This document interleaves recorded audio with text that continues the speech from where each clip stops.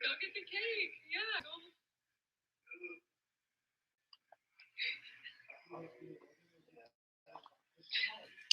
Let's see. Let's see if anybody shows up. Let's see if anybody shows up.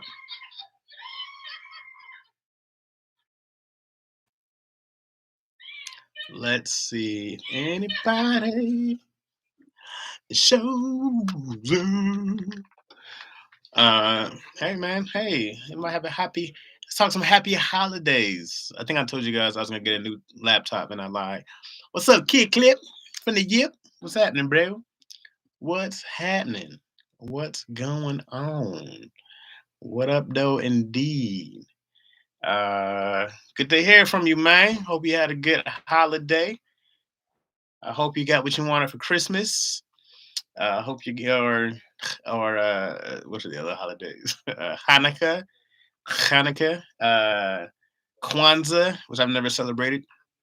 What else is there? I don't know. More holidays? I don't know what this. I don't know enough about Kwanzaa. That's a damn shame. That's very true. I don't know anything about Kwanzaa. We've never ever. I don't think anyone I know has ever celebrated Kwanzaa. Like I think I only learned about it from Boondocks, maybe. I don't think it was even Boondocks. Why go on, Miss McKeever? I'm trash at accents either. I can't do a why go on. I'm awful. But I do love Jamaican food. So if that means absolutely nothing. Holidays for the kids, man. It's just more responsibility for my brother. I get it, man. Holidays. This is the first good Christmas I think I've ever had. Not like ever, but since I've been an adult for sure. I actually got some gifts that were dope this year. I got an Oculus. You know what I'm saying? I'm up in the metaverse now. I got an Oculus. So I've been virtual reality. Um, my wife bought me that, and then she bought me this game, a PS5, Ghost of Tsushima. I can't say it. I never know how to say it, but I love that game. That game's amazing. It's kind of like Red Dead Redemption, but with a samurai going around Japan, which she knows I'm a huge fan of Japan. I really want to go. I love samurais. I love ninja stories. I want to go to Japan and visit not their castles, what they call them. Their uh, why am I blanking? What their buildings? their I don't know why I'm blanking on what they call their big ass houses that the royalty stayed in. But I want to go see all. I want to go see during the Edo time in Japan. Uh, I would love to go see the cherry blossoms in Japan. So I would love to go. I'm trying to go there. I'm trying to go to Japan, Asia. I mean, like China. I want to see India, but not like poor India. I don't have the heart for that. I don't. I can't watch that many like poor people struggle. Cause like American poor, is poor, and like third world country poor is vastly different amounts of poor, like crazy different levels of poor. Uh, it's you realize how good you have it when you see somebody else who ain't got a goddamn thing. Like they ain't got shit. You realize some shit. So yeah, I don't think I had the heart to see a bunch of people with nothing and not want to do something. You know. Um, there's something I can do. Thanksgiving week through today is my family holiday season. Birthdays, Christmas, New Year's, and today my mama made 70 years. Yeah, happy birthday, mama. Happy birthday, Miss Makiba's mama. 70? That's a blessing. That's quite the blessing. My mom, I think she got a couple years since she got 60. That's great. Y'all gained like 100 pounds since Thanksgiving. I was great until I think like Christmas Day. My wife is Mexican, so she made 1,006 tamales. Like she just made so many tamales. We had like a free like our we have an outdoor freezer, one of those deep freezers just filled with tamales. It's ridiculous. And then I was just giving them away to people. I was like, yo, who wants these tamales, bro? Like we had so many tamales. And then it was just so much food. We had way too much food. And then if you host a Christmas or Thanksgiving, everybody leaves the food at your place, and no one gives a shit that you're borderline diabetic. They'll just leave the food with you. So it's in your own discretion. Bring your own insulin, I guess. Connections tripping. Damn, for real? I feel like it's clear over here. I feel you ever tilt your screen like it's gonna do something with the Wi-Fi? Let me adjust. It actually looks more clear though, so I don't know. Hopefully that works. Um, I do the dumbest thing. Oh, my connection's bad. You ever do this on your phone? You be like, my connection's bad. Hold on, is that better? Like, no, no, it's not better. Of course, it's not better. You didn't do shit but turn the phone 2 inches away. I hope so, Kid Clip. Not that I want you to disconnect it, but I hope it's not me. I can't move, so I'm here. Now, yo, it's been a minute since we talked, man. I was gonna try to go live, but I had family in and out of my crib for literally like almost 2 weeks. Like my house just got empty today. I had my aunt here and my little cousin, and then my brother and my cousin and my nephew were here. They all spent a week and some change. My nephew was here damn near 3 weeks, and my aunt was here for a week. So pretty much the whole month of like December to now, I have had people in my house. So I'm trying to work a little bit, and I haven't worked out in 2 weeks. It's awful. And then I wanted to work out today, and then I was like, it's gonna hurt. Oh, like it's gonna hurt. You know, that first day back. I gotta do it tomorrow. Oh, what's up, Ronnie Ray? What up, though? Ronnie Ray on a Tuesday. So for those of them, I'm so excited. Ronnie Ray's a comedian from the Shy, but Ronnie lived in LA for mad long. One of my man, one of the goodest friends I have in the whole world. Honestly, Ronnie Ray on a Tuesday. Great comedian, great dude. Me and Ronnie, man, we walked. We got real cool. We had walked from Amsterdam, which was this open mic spot, to our crib. We were both living in North Hollywood, not too far from each other. And neither one of us. I think Ronnie might have had a car, might have been tripping. Ronnie's car came in and out. I was so broke. I've had shit. Ronnie, know I done had how many different vehicles and whatnot. And yeah, man, I known Ronnie since like '09, something like that. I get that Hello Fresh, get your groove back. Oh man, it's bad, Miss Makiba. It's really bad. Yeah, look in the mirror and just start laughing. You just be like, yo, why my body look like this? That's how I felt. I was just like, look, ew, bro, look at yourself. So if you're ever in Chicago, Ronnie does mad shows. You can follow Ronnie Ray on YouTube. He has the Ronnie Ray Show. Ronnie used to do this great impression of who's that dude? Thank God it's Monday. What's my man's name? Oh, E.T. the hip hop preacher. Ronnie would do the best impression of this dude. It was great. That's my man, yo. Good to see you, Ronnie Ray, on a Tuesday. And we just make fun of the way Ronnie talks, because if you're a friend of mine, I'm making fun of you. That's what happens. I ain't seen Ronnie. Last time I saw Ronnie, I was in Chicago. I took a flight out there for a homie's wedding. Met up with Ronnie. If you guys were here that day, I told this horrible story about me taking that horrible shit on a plane. It was that trip. It was the last time I saw Ronnie. So the last time I've been on a plane was 3 years ago to see Ronnie Ray on a Tuesday. Thank you, man. Proud of you too, bro. I appreciate you, Ronnie Ray. Appreciate you, man. Come back out. Ronnie can't. I don't know. Ronnie, we might have been pregnant when Ronnie was here. I say me because I was included in it. Um, but Ronnie came out last, gave him the car, let Ronnie ride around in the whip. I don't know if you stayed with us or not, but you're always welcome to stay with me, Ronnie. You know that anytime, bro. I got a little more space for you now. So anytime you want to stay with your boy, come on out. You know I got you. Next time you in town. I think I still got your shit. I think I still got a whole luggage suitcase of Ronnie's stuff somewhere. I've had it for a long time, for years now. So I think I still got Ronnie's stuff. And I've been holding this suitcase for 4 years probably now. But I got you, man. I got it. I got you. I got all his pictures of him and his family and his grandmother and his mom and him and his baby pictures. I got all that stuff. I got Ronnie's passport and his birth certificate. I got all that stuff. When you trust somebody, you'll let them have whatever it is. You'll be like, "Hey man, hang on to this. This is my most proud." I got Ronnie's picture, like photo albums. Like I got some priceless stuff of Ronnie's. I think I still have it. But anyways, man, I'll let you know, bro. You still do I do got your shit, Ronnie. I ain't sell it. I ain't get rid of it. I got your shit. No, so I got an Oculus for Christmas, which is really dope. Virtual reality is crazy. It's a crazy world. I love it. Man, even just watching Netflix in there is dope because you put the thing on and you in this world. And I'm a little scared because I'm like, if somebody's trying to attack me right now, there's nothing I can do. I just have to virtually fight them off. But there's like, there's a whole nother room they put you in, and I was looking at this. I'm in this like like a log cabin type of thing, and you looking around, you see somebody else's crib. I'm just like, man, this is dope. And so my place right now is they give you like the little settings you can kind of make your virtual home screen. And so mine's is Japan.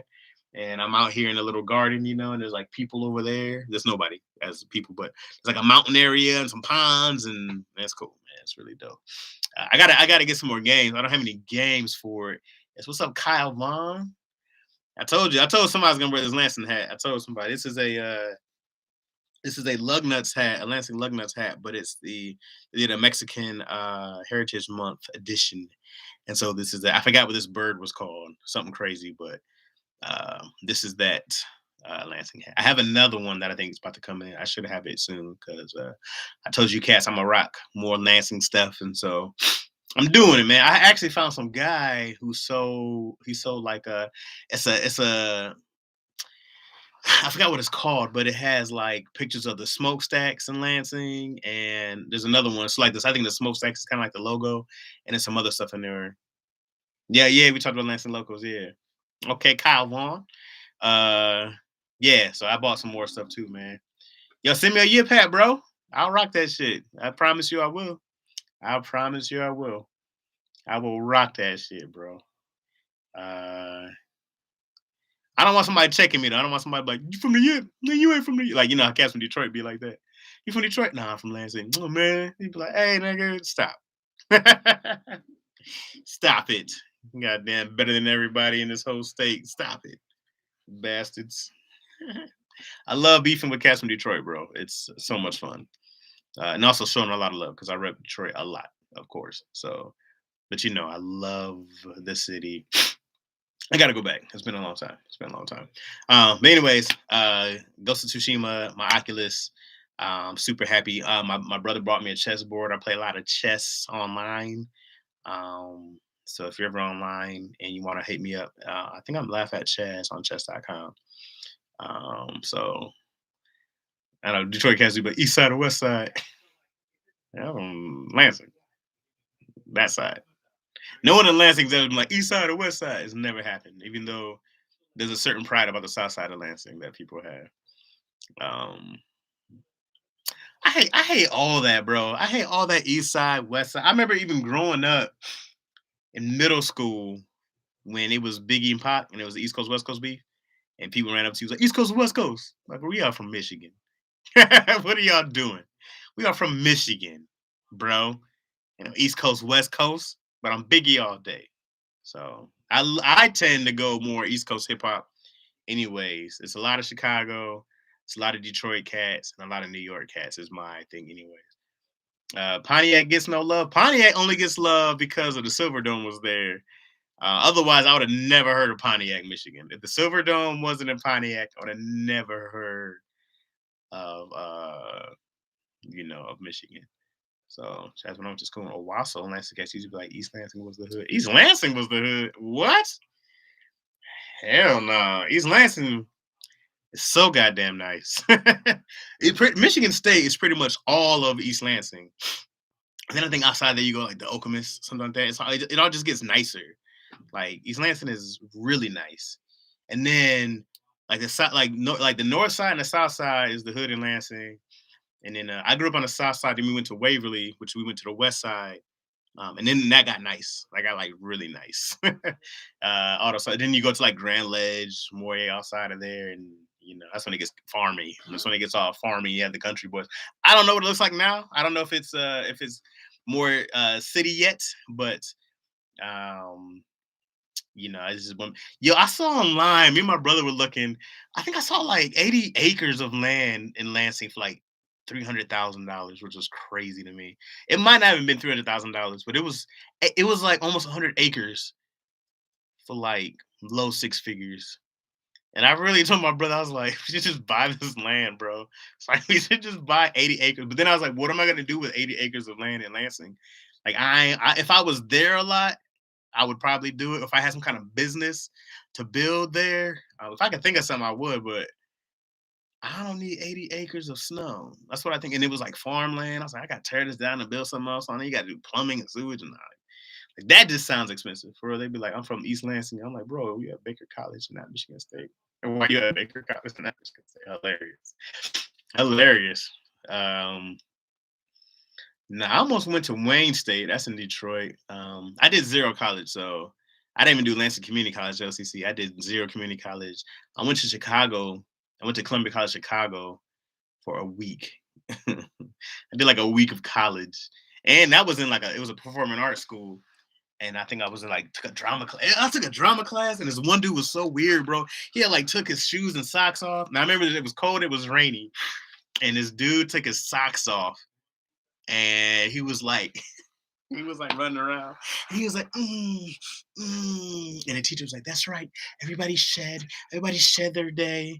Everybody," and then we had like the prance around a circle, and I was like, "Oh, this ain't for me." I wasn't ready to break out that shell. Yeah, I was like, "Nah." Like, I'm not even a hood dude, but I was like, "Nah, I can't. This is corny as fuck, bro. I can't be doing this." Well, somebody sees me, I can't do that. I went to Big for the heating and cooling program. That's dope. That's dope. It was only offered in a while, so man, I tell you, I could feel the racism. You're gonna feel that racism anywhere you go outside. That's like I think like man, growing up, I remember schools. We used to play these schools all the time. Let me tell you, man, when we played football, we play like Livonia, we play St. John's, we play. There's all the Okemos, of course. There's all these other little country DeWitt. Not that they're country. I think DeWitt's on the south side of Lansing. I'm a little rusty, guys. We play like, and then even in wrestling, we play like, it was Dansville. It was like little country towns, bro. But yeah, I remember we've been called, me and my brother, and every black dude on the team, we got called nigga a lot playing football. Like, it happened a lot on the field. And I mean like once a game, it was, "You skinny nigga, you nigga, goddamn it." How? Absolutely, yeah. All those little areas, bro. We used to, especially like in middle school. I remember it more than high school, but middle school we played like the most like farm teams all ever. Evan and Sexton's an all-time rivalry. Evan Sexton always had a solid rivalry, always a good rivalry. I think Waverly, we was like us and Grand Ledge, and it was not a rivalry at all. Grand Ledge whooped us in football, anyways.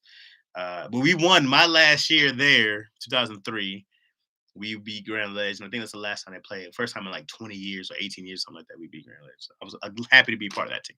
And we made to the playoffs that year, first time in like 20 years. Also, but I got kicked out our last game in Jackson.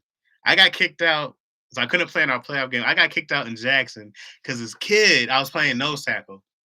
And it was like it had like and I'm 5'7", mind you. And then I was like 5'7", 180, but I was a monster. I was strong. I was already bench 300, and I was fast as shit. And I was giving the center problems. I was giving him problems. And then and I'm a shit talker, but as you guys know. So I'm like yelling at the guard. I'm like, "Yo, help your boy out, bro. Help your boy. He's soft. He's weak. Blah blah blah." And I had I had a personal foul per game. So I led our team in personal fouls, which coach was like, "Fine, just don't get kicked out." It wasn't a big. Is Jackson the Tigers? Nah, Jackson was. Who was Jackson's mascot? Who was Jackson? We used to call it Prison City because it was a prison there. I don't remember who Jackson was. That might have been the Tigers. I don't know. I just remember Jackson had this field. They had the turf, and that shit hurt. Yeah, yo, Kyle, yo, those were the days, bro. Waverly and Everett, Marcus Taylor, Courtney Scott, there's Kevin Lee. Yeah, man, those were the times. What's up, Tanya R? What's happening? Vikings for Jackson. That's right, Jackson Vikings. That still doesn't sound familiar. But yeah, and so this dude, I was playing center, and this guy, yo, he literally did this. We literally took him down. I took him to the ground, and he grabbed me. He held on to me, and he did this on my balls, and he was smiling. He was like that on my nuts. Like, literally did that. And I slapped the shit out of him on his helmet. I said, "Yo, don't do that shit again, bro." I was like, "Cause next time I'll fuck you up." Literally what I said to him. And I ran down the field. A couple plays later, and so I don't think I got flagged on that one. And I told the ref, I was like, "Hey, yo, homie, touch my nuts. Next time I'm gonna fuck him up. It's on you if you don't stop this shit now." And he did it a couple times. and I was trying to keep my cool. So this last time was right before. Was it before halftime? I think it was after halftime. Because I think I couldn't play until the rest of the half because I think I just left. So, anyways, come back and did the same thing again. I'm telling you, I'm eating the cat alive. I'm killing him. I'm killing him. I'm having a great game. I think I had 2 sacks already, and I was a no sacker, bro. So I think I was just murdering this cat. And so he did it again, like did that goofy. So I remember his yellow mouthpiece, bro. So I took his helmet off. I just ripped his face mask right off his head. I was like, "Ugh," and I came and I hit him with it, and I tried to hit him again, and his other team tackled me. We had this big old thing where they're trying to pull me off of him, and I kicked out the game, and then I couldn't play the rest of the game, and then I found out I was suspended for the next game, which was our playoff game. I couldn't play on our playoff game, so very hurt. I'm still hurt by that because I didn't get to play in our first playoff game in 20 years, and I was a starting nose tackle. So it really, still irks me. But then after that, after football season ended, I wrestled, and so then they weren't gonna let me wrestle because they said I had an anger issue. And I was like, dude, what's touching my nuts? Like, y'all, like nobody's hearing me. Like, let me come up there and touch your nuts right now. See how mad you get, bro. Like, you gonna be mad. And so I had to do this anger management class in high school just so I could play, just so I could wrestle. That was bullshit. But I really got a lot from that class, so I really appreciate it. Actually, when you look at it back now, it was kind of cool that they actually had that. They want to just kick you out and not let you play sports. Because I was a model citizen. I'm a model citizen. I was a peer in school, a peer assistant leader, a pal. So, you know, it was like, it was hey man, I'm still mad about it. So, but anyways, it's a funny story nowadays. Um, let me say, yeah. Yeah, I didn't know Mark. So when I got there, Marcus Taylor was a senior and I was a freshman. So was Courtney. Ooh, Courtney Scott dated this girl named Angel. She was so beautiful, bro. So gorgeous. I don't know where she's at now. I hope she's doing well, but she was goddamn beautiful. She was amazingly gorgeous. I don't know where she's at, but I just remember being like, yeah, this is what you get for being a star on a basketball team. And then I think Marcus went to Michigan State. I think he actually got drafted by the Timberwolves. And I think he was playing like ball somewhere else around. I don't really know. You got another episode of the channel. Yes, we do. It's coming out tomorrow. I actually already uploaded it this morning. So it should be out Thursday, whether it's very late or very early on Thursday. I don't know. But it's coming out, yes. I gotta get a real time, like a real I gotta get like a real time schedule to drop these episodes. But I figured something out.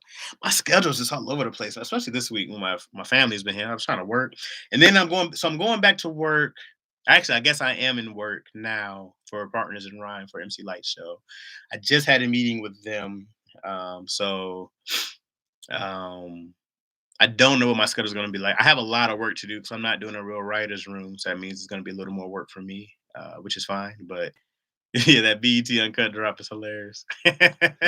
It's just gonna be 2 hours of me and Dion twerking. That's what the that's what the podcast is. And me and Dion got body. So you guys will be very entertained. Yeah, what's up? Live Laugh Risa. What's happening? Come on in. Come on in. It's live. Get in here, girl. Get in here.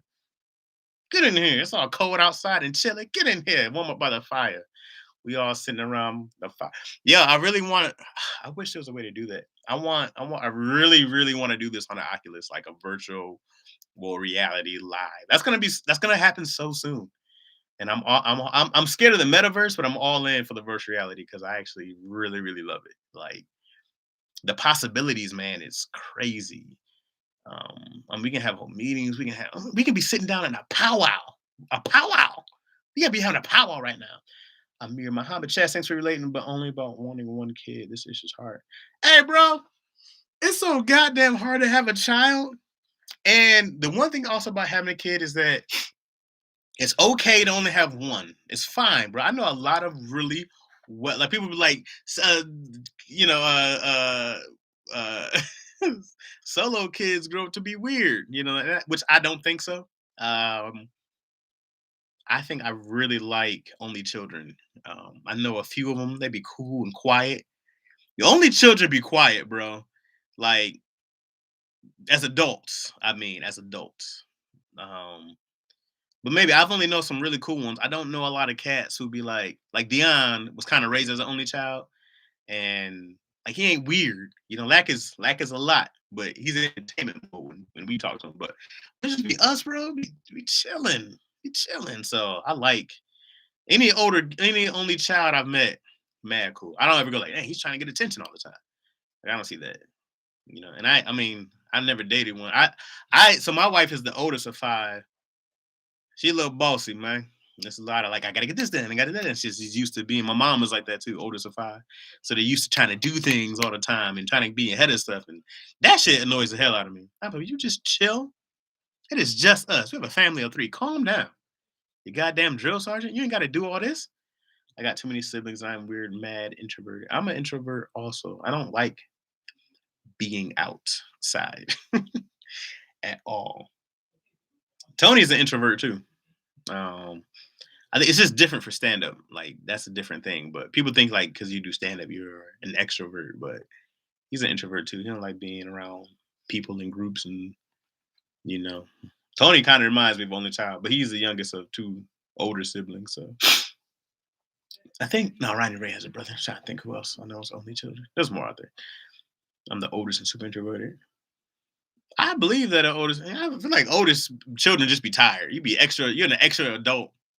Once you become the extra adult, you gotta just be tired of taking care of other people, just seeing people.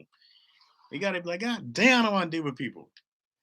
My mom was the oldest of five. My dad was the youngest of five, and they are very different. For me, it was just me and my brother, and I was the youngest. But I'm the older brother now. I'm way more the older brother than my brother. The bastard still owes me some money. So nah, Mayor, yo, fuck having more than one kid, bro. Fuck that shit. Me and the wife both still fully agree. Now, what I'm down to adopt a kid who's potty trained already later. Like I'm down for that. Whether we do it or not, I'm down for that. But I'm not doing that baby phase again. Fuck that shit, bro. Because also, it's a big reason why I don't go out and now and do stand up and do a bunch of other things. Like it's the reason why I don't work as hard making videos, and because I'd have to go do stand up, go make videos, still write because that's what's paying me, and then you still got to go be a full time father and full time husband. Which anytime you have this big amount of success, sacrifices come with it. And I remember talking to Kevin Tate about this. If you guys know comedian Kevin Tate, we're talking about like there's got to be certain sacrifices. Like he's a great dad. He loves to hoop with his kid, but he goes on a road a lot, and so he misses a lot from his kid. And so for Tate, but it's the career versus that. And I just don't want to sacrifice the time I spend with my daughter, and I don't want to sacrifice the time I spend with my wife right now while our kid is young because she had some postpartum. I had some postpartum, not as bad as she had, clearly, but there are things that I know, man, if I go do this work and if I go put all that 100% in my career, I'm losing a lot at home. I'm losing those mornings, I'm losing those nights, I'm losing a day. So it all gets put back on my wife, and then my mom, thank God, lives with us and she helps us. But I'm not trying to put that all on them because my mom gets tired because my daughter's a lot. She's busy, and so I just knew that right now in my life, it's not worth the sacrifice of my time with them yet. I'm like, there's gonna be time. She's gonna get older. There's gonna be time where I can go do 100% what I want to do again. Right now, writing gives me the most time to be with my family and make money. So that's why I go in on that. Because I can, whether I need to come here to the office or I go home or I'm at the studio, I'm down the street. I'm not somewhere for 3 or 4 days gone, on a weekend. If I go on tour or I go on the road, you're gone for 3 or 4 days. And that's just a lot to me right now. And I'm just not willing to do that yet. So, that's why I'm not on the road. It's just not worth being on the road to me yet at all. And so then I think about, all right, well, you can still go do mics, you can still go do stand up. And then I go like, well, if you're not going on the road, what you're doing it for? Is it equaling the money? Because in that time you're on, stand up, you could be working on something that's actually going to pay you writing wise, and it's just about building that career right now while I have full access to everything in the writing world. So that's why I'm not out, and that's why I don't make a lot of videos. Because and me and Dion talk about it. It just takes time. It just takes time to go out and make these videos, and you got to write them, then you got to edit them, and it's just time consuming. Um, so it just depends on how much you want to put in into what. I don't have this fame thing. I don't have this like I want to be famous. You want to be popular enough to make money. Right? You want to be able to go like I would love to go and to do this live, to like have real talks, and we can talk and motivate people and all that good stuff, and talk books, and I would love to do that live. Like that would be great, but I wouldn't do it for a weekend. I would do it for a night and then come back. I could do like one nighters, but a weekend out, bro, that's a lot, man. And then to really make money, you gotta go damn near 3 times in a week. I mean, in a month, you gotta be out. Especially if you're featuring, like you gotta be out. So this is cool, and it's not a lot of pressure, and I'm just kicking it with y'all, and I love that. I love this, and I love doing a podcast with Dion. It's not super time consuming, and it's fun, and y'all enjoy it. I love that. So as long as y'all enjoy and you're having fun, I'm with any of that stuff. And stand up, I mean, you just got to put butts in seats, man. It's just a lot of work to go promote and get people out, and I'm just not willing to do all that yet. It's a whole other job promoting yourself, writing a joke, what's going on performing. It's just a lot, and people have no idea how much work it is, but it's a lot, bro. It's a lot, and it's just not worth it to me yet. Now, at this point, it's not that it's not in me; it just doesn't make sense to me to do that to my family right now. I felt like a teen mom growing up. I bet you did, Nay. I bet you felt like a teen mom. My mom was definitely another mom. She was all hands on deck. You got to see something up for the new club in Lansing in the next couple of years or so. There's a new club in Lansing. When I started, it was Connections Comedy Club in DeWitt. It was north of Lansing. Was it DeWitt? Wait, I think DeWitt south of Lansing. I'm tripping. Nah, where was it at? It was right on. Man, I can't remember what street it was on. I could get there if I drive. I can see how to get there. I can't remember streets now. That's crazy. I haven't been in Lansing, guys, and I think since 2016. My grandmother passed. I ain't been since. So, or 2017. Been about 5 years since I've been back home.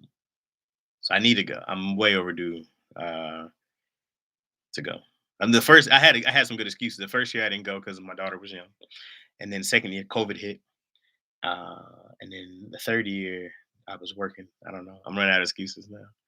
So I mean, that's just the 3 years since my daughter's been born because I got to do the whole baby tour thing. You got to take him around so everybody can go. But now she's a toddler, and I don't know if is he gonna chill on the plane for 5 hours. I want to put my money on her chilling. Chaz let DC know I'm gonna let that alligator mango. I appreciate that kid clip. Them cats would let that alligator. DC would definitely let that alligator mango me. Like, well, would you? You were like, don't jump, don't. Them cats don't know me. Kids are a lot. I have 13 years apart. Oh my God, 13 years apart. What are you doing, Risa? So with the race kind of like only kids who had too close together, I would have made it, and I have right. Yeah, I can't imagine having a back to back kids. Like I watched Keon and Cody with the two young ones, and I go like, why? That seems dumb. I get it though, because now they're friends. They're best friends. They play with each other, and and to people like, well, they watch each other. You had the other one they play with each other. I'm like, I'm good. My daughter's really good on. Um, my daughter's really good about playing by herself. Like, yo, what I like about her is that we'll play. Like, I'll give her my phone, and she'll be watching some videos, and I'll be playing Switch or PlayStation, and we're just chilling together. We're just too young. I think she's a Gen A. She thinks she's Generation A. We're just too young. I don't know. Gen Ayers on our tablets and phones, and I'm teaching her how to game. I can't wait till she learns how to game for real. I can't wait to me and Izzy gaming back to back. I can't wait for that. She's about to be my best friend. I can't wait. And then I'll punish her. Like, all right, no more gaming for you. I'm gonna finish this level by myself. Go to your room. And then I need her help. And be like, hey, come out. Don't talk. Don't talk. You're still in trouble, but I need your help to get past this level. Yeah, do it on a 127, but Ward Beer and Mike Nate got it. I don't know if I know Word Beer, but I think We might be Facebook friends. I don't think I know him. And Mike Nate. I don't think I know Mike Nate. I don't think I know who that is. Uh, I don't think I've ever met Warbeard. He used to rap, maybe. They used to rap. Is he a rapper? Past rapper, maybe. I don't know. Uh, I know people always try to hook me up with people back in Lansing, but I never go back. So I always want to do something there. I always want to do some kind of. You know what I wanted to do in Lansing? I wanted to always have a stand-up show. What's that boat called? Michigan Princess. I want to do like one of those like a month. But you can only do it. Got a lot of mucus happening. Sorry. Yeah, I was sick. I wasn't sick.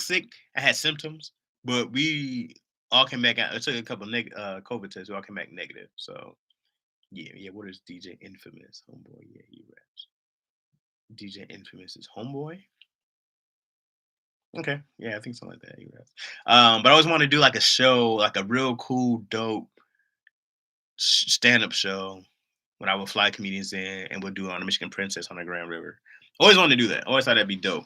But Michigan, man, you just don't know what the weather gonna be like that day. You be like, is it gonna be cool? Is it gonna be raining? You just don't know. But I always thought it'd be a cool show to be on the boat doing stand up. But also, I get really bad motion sickness. So it's a great idea, but there's so many things that can go wrong with it. And you can only do maybe a few before. I've never been on that either. I gotta go on that Michigan Princess one day and see what the fuss is about. And see what the fuck are they doing on that boat? The fuck is this boat out here for? And see. And then where I grew up, uh I think it was Waverly past that bridge over Grand River. And this is a cemetery right there. And that Michigan Prince would just go past the cemetery. I didn't want to do that. I didn't want to just go past a bunch of dead people floating by. Hey, and they just in their caskets. Like, fuck these niggas. Partying in life. And partying like me in death, though. I don't know. I just hated passing that graveyard. And also, I didn't want to be buried in Lansing. Not. Is it too small? That boat looks big. That Michigan Princess looks big, though. I've never been on it, but it looked like a big double decker bus. It could just be my imagination, but it looked really big. And I used to love that's fucking spam. You Russians, I got Russian spies on here now. Bang, ang. What is this? It's not even Russian. Anyways, can I delete it? Can I delete this? Can I delete this little? I don't know if I can. Yeah, you can get out of here. Get out of here, little spammer. Yeah, I'm reporting you, spammer. Yeah, I'm reporting them under the child pornography. You got unwanted content or spam. I'm not gonna do that. Get out of here. Okay, yeah. All right. I mean, I used to do this joke about if somebody cuts you off, call the police. I used to say, don't get road rage, get road revenge. And I would say, if someone's cutting you off, just call the police and say that you're following the people who kidnapped your child or something like that. It was something stupid, something ridiculous. It's like don't follow them, chase them down, but call the police and say they kidnapped your child. Don't get road rage, get road revenge. What's up, the missus? What's happening? Welcome in to as we just talk about holidays and gifts. Y'all drop some gifts y'all got. If y'all got any gifts, tell me what kind of gifts y'all got, man, or something you enjoy, something you wanted that you didn't get. Maybe you didn't drop enough hints. Man, don't be a hinter. Don't be that person who would drop a hint in July, like, oh, I told you back in July I wanted. Like, you gotta straight tell me what you want. I'll be like, what do you want? Because you're about to get a whatever bad version of something I think you want. Like, tell me what you want. Is Jalen Rose loved in Michigan and see what? More than he's big in the community. I mean, Jalen Rose has his own school in Detroit, so I think so. I mean, he's a big part of the community in Michigan. Yeah, Oculus 2 for the whole fam. We gotta hop on a virtual reality thing. I gotta find something to do. I had a homie, we played poker together in virtual reality. So that was cool. Yeah, I mean, yeah, C Web is beloved, but Jalen Rose is in the community all the time. He does a lot. I mean, I'm not saying that Jalen, because I think Chris Webber just bought like a bunch of land in Detroit. I think he's doing a marijuana business there, if I'm correct. It could be something else, but I think he just bought like a gang of land there. Um, so Yeah, I mean, as a player wise, it's gonna be Chris Webber all day, but as like the local hometown hero, Jalen Rose is popping, man. He's huge on ESPN, and he shouts out Detroit all the time, and he lets you know that he's from there. He reps Michigan. Um, Jalen Rose School, one of the best in Michigan. Yeah, I mean, Jalen Rose literally has his own school there, and like that's LeBron has done that also. So that's a big deal when you give back to your hometown like that. Love to have a school. I went to Wood Creek. I always wanted to buy Wood Creek, and I went to Wood Creek Elementary. I always wanted to buy Wood Creek. I try to find one of my old principals. She died, Mrs. Little. Mrs. Little was Malcolm X's brother-in-law, sister-in-law. He was married. I forgot his name, but she was a Little, and that was Malcolm X's real name. If people know Malcolm Little, and so there was a school. Him and his wife had a school in Lansing. They're from Lansing. Malcolm X, he grew up there for a long time, I believe. I think he was like maybe a teenager or something like that. So they had the Shabazz School in Lansing that my parents didn't let me go to. I think it's still there. I think Shabazz is still there. I guess I'm a hinter and I got to ask for better gifts. So I'm mostly focused on the kids. I'm gonna do better.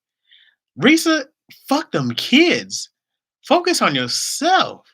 Them kids gonna be okay. They're gonna be fine.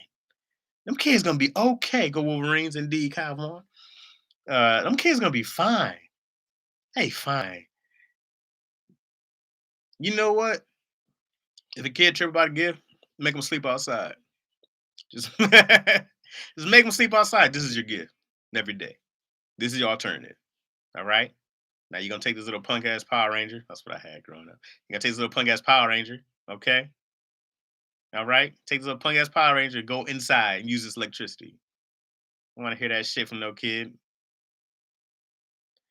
I remember, man, my parents, if they just couldn't get me some shit, just like, hey, we ain't got it. So, you know, we all gonna have fun and be together. I didn't really need stuff as a kid. You appreciated it, but if your kid looking for gifts, you gotta just slap the shit out of them, let them know that hey, it's tough out here for a pimp. All right, get your ass outside. I bought my daughter a bike. I still haven't put together yet. I said I gave it to her on Christmas, and then it was like raining and cold in LA, and she was getting over a little sickness. I still ain't put it together.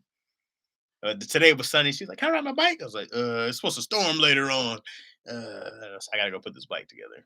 My wife bought my daughter this big ass fucking kitchen set. It's like 80 pounds. And then they keep asking me to put together. And I told them not to buy it. And they bought her a big ass kitchen set that's 80 pounds. I'm not doing this. I was like, who's gonna move this shit around? I'm not. I gotta do. And I knew they bought the shit. Like we gotta put together. I told you not to buy this shit. I'm not.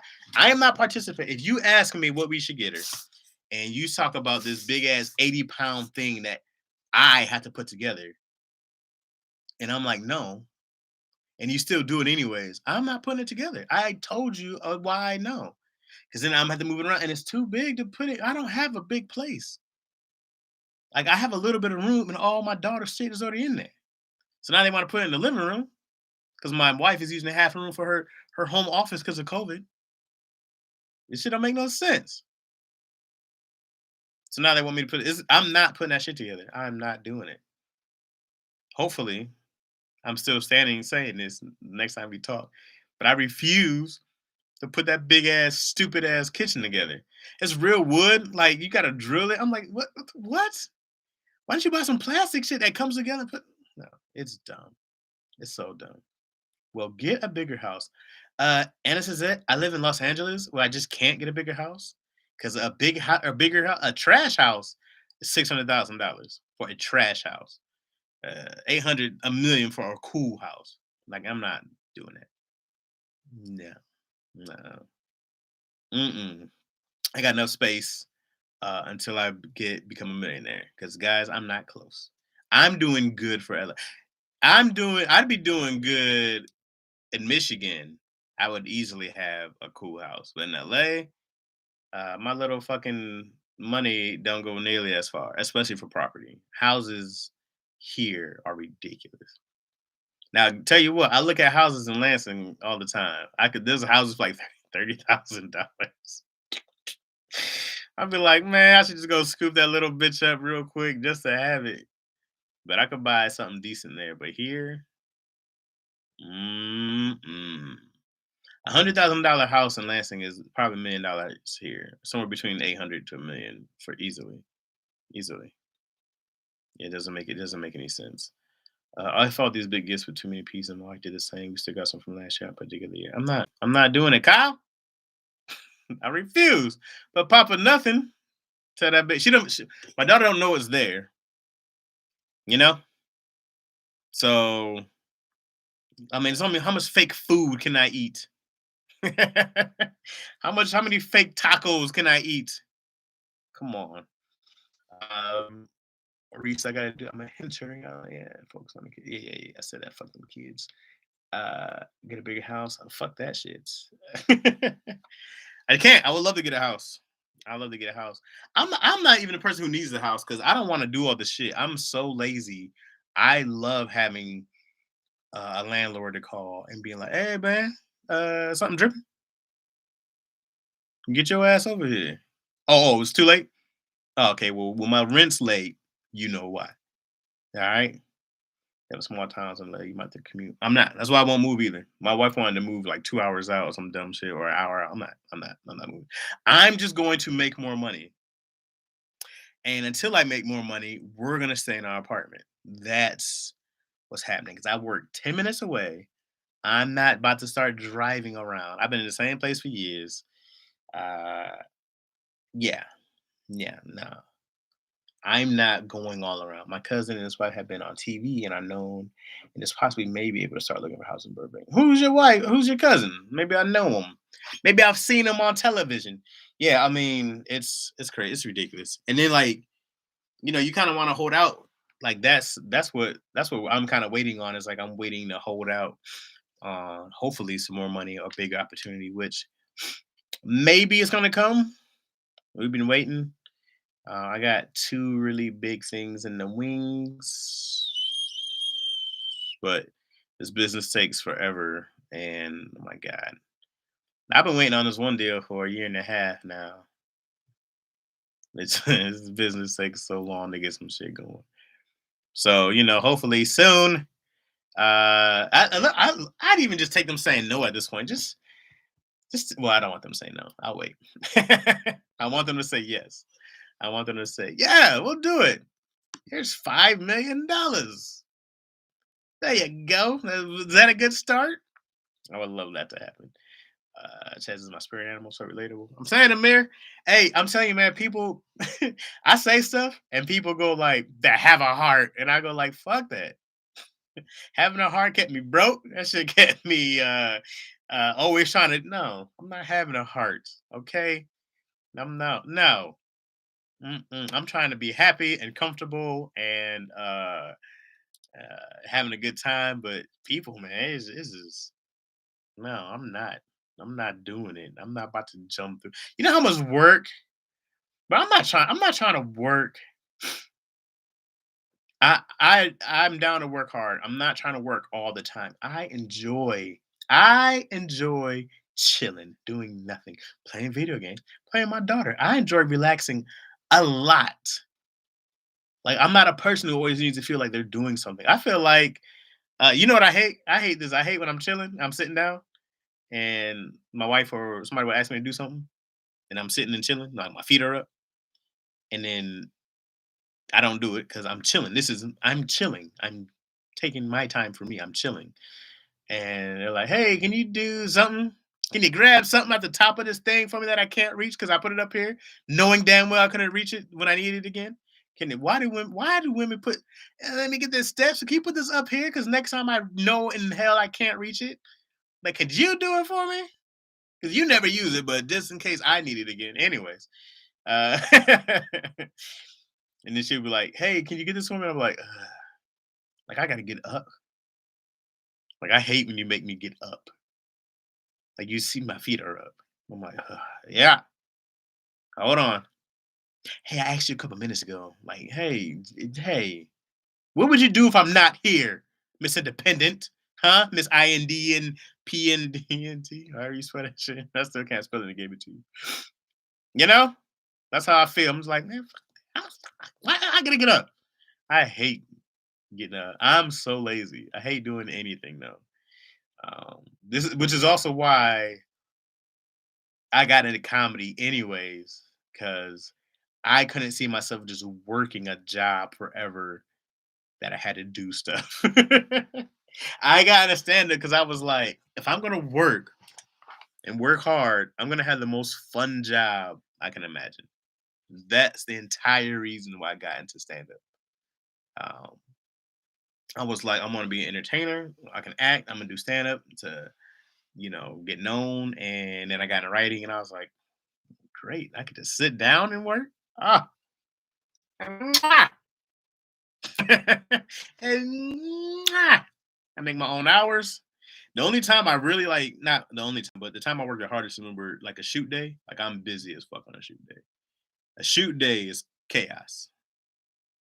It's a little better now because I know what I'm doing, but it's busy. That's the time I'm up on my feet. I got mad steps in. That's when I'm like just kind of circling around, especially like producing now. But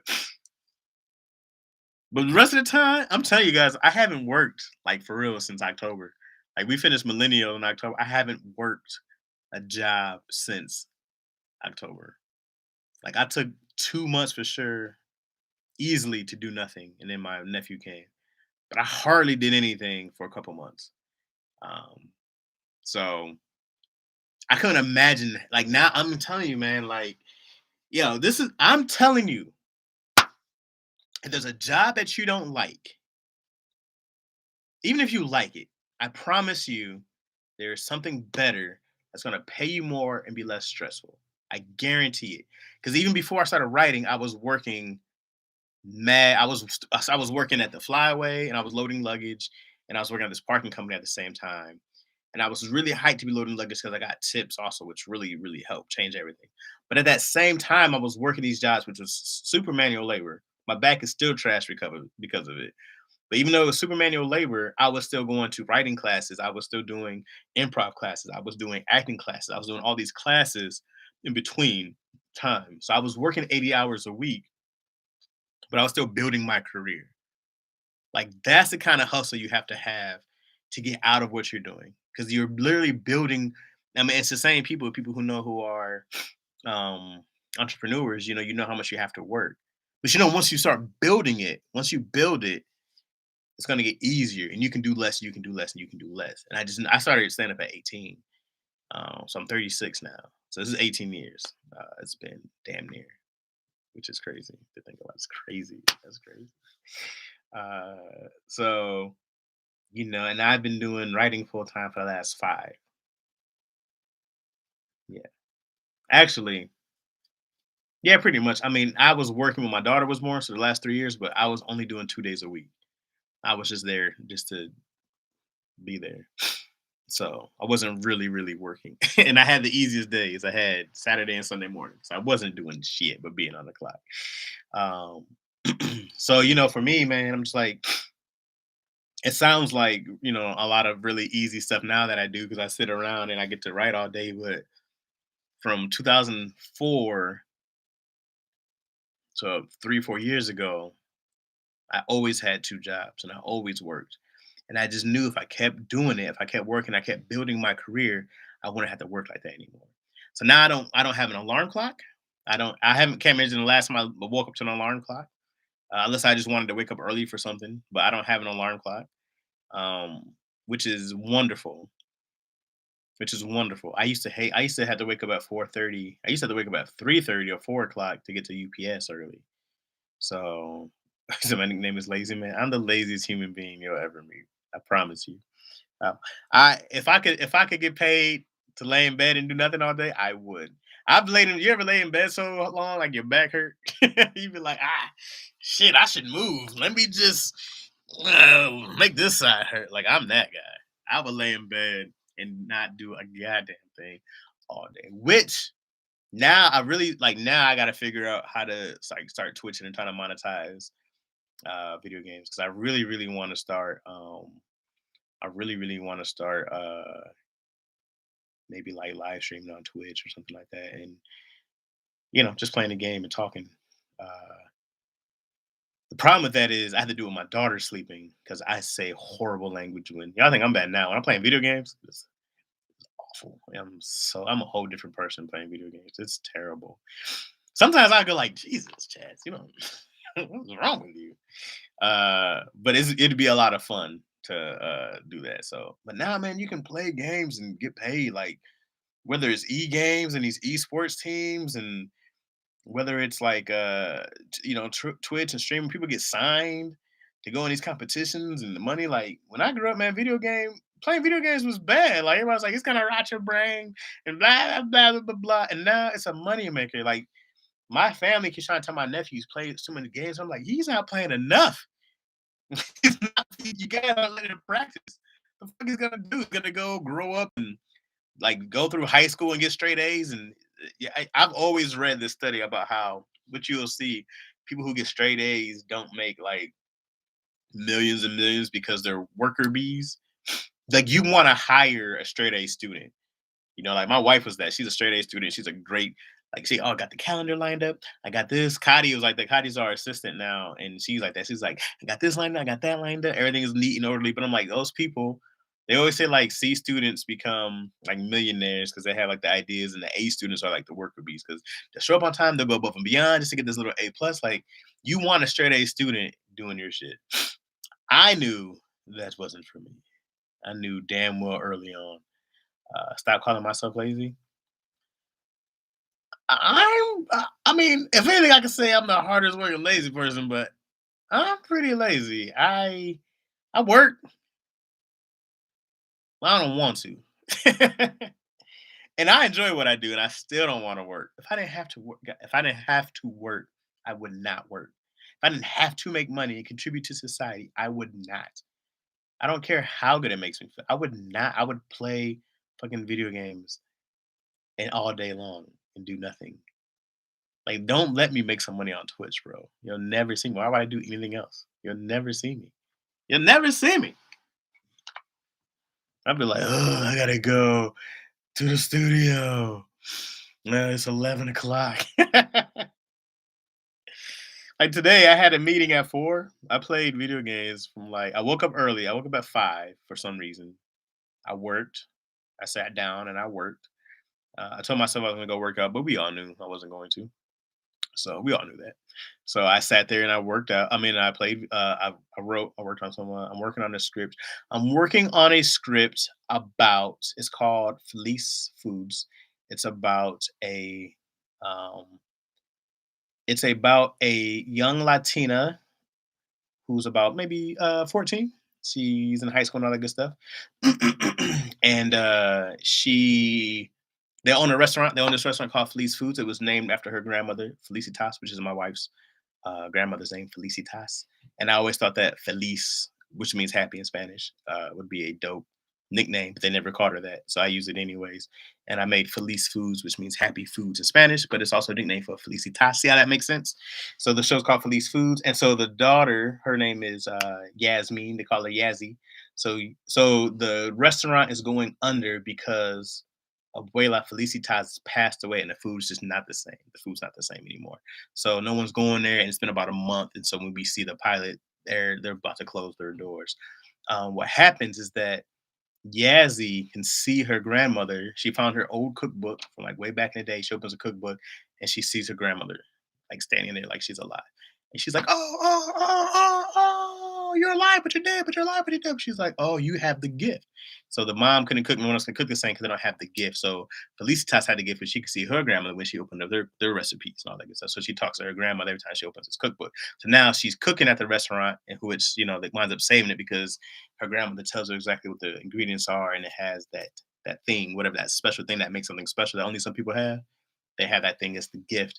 And then she also helps her with her boy trouble, her school problems also. So she'll has a there's this kid in school, she likes this cat named Mondo. So every time she's having a problem, or even with her siblings, she'll open a cookbook and her granny's like, so wherever you see in heaven, her grandmother's hanging out, and you see like, I just talked to Tupac. He's a real nice young man, blah, blah, blah, whatever it is.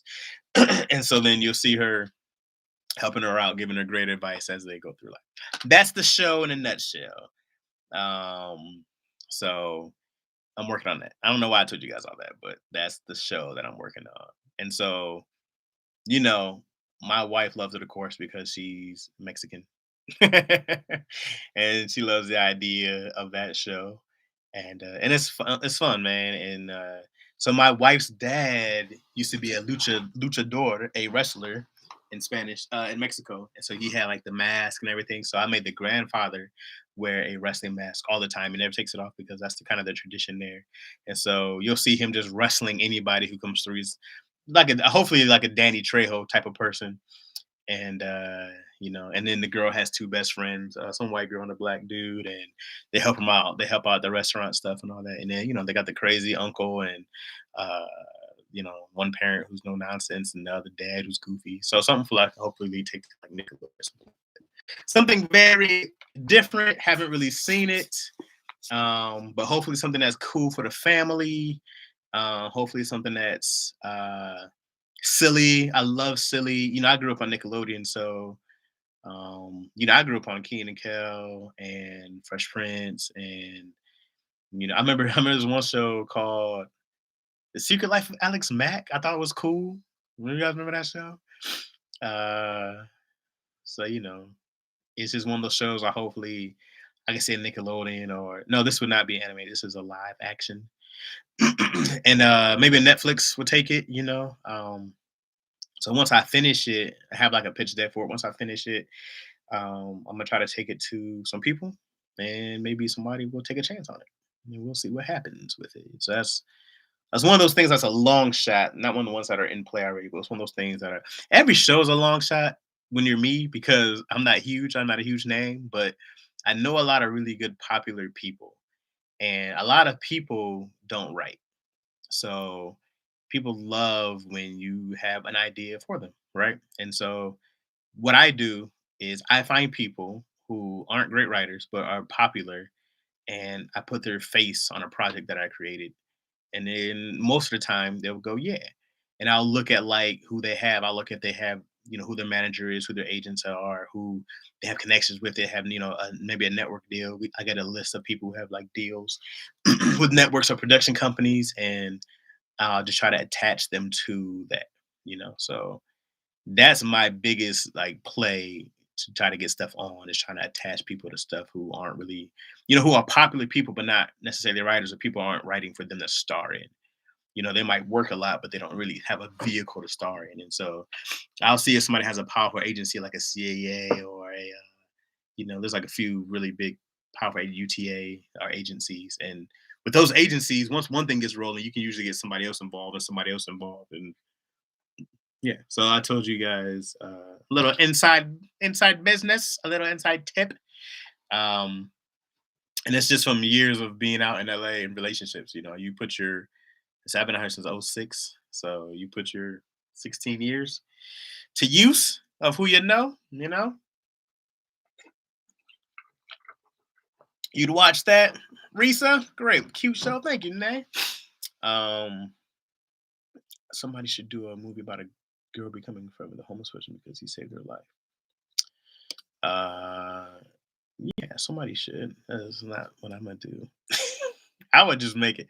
I can only do certain things because I can't write serious stuff because I find a horrible humor in it. And then I gotta go take it out. And then it's not me anymore. Like even this show is not really what I need to do. I really need to write a show that's 100% my thoughts. But I'm so used to writing for other people.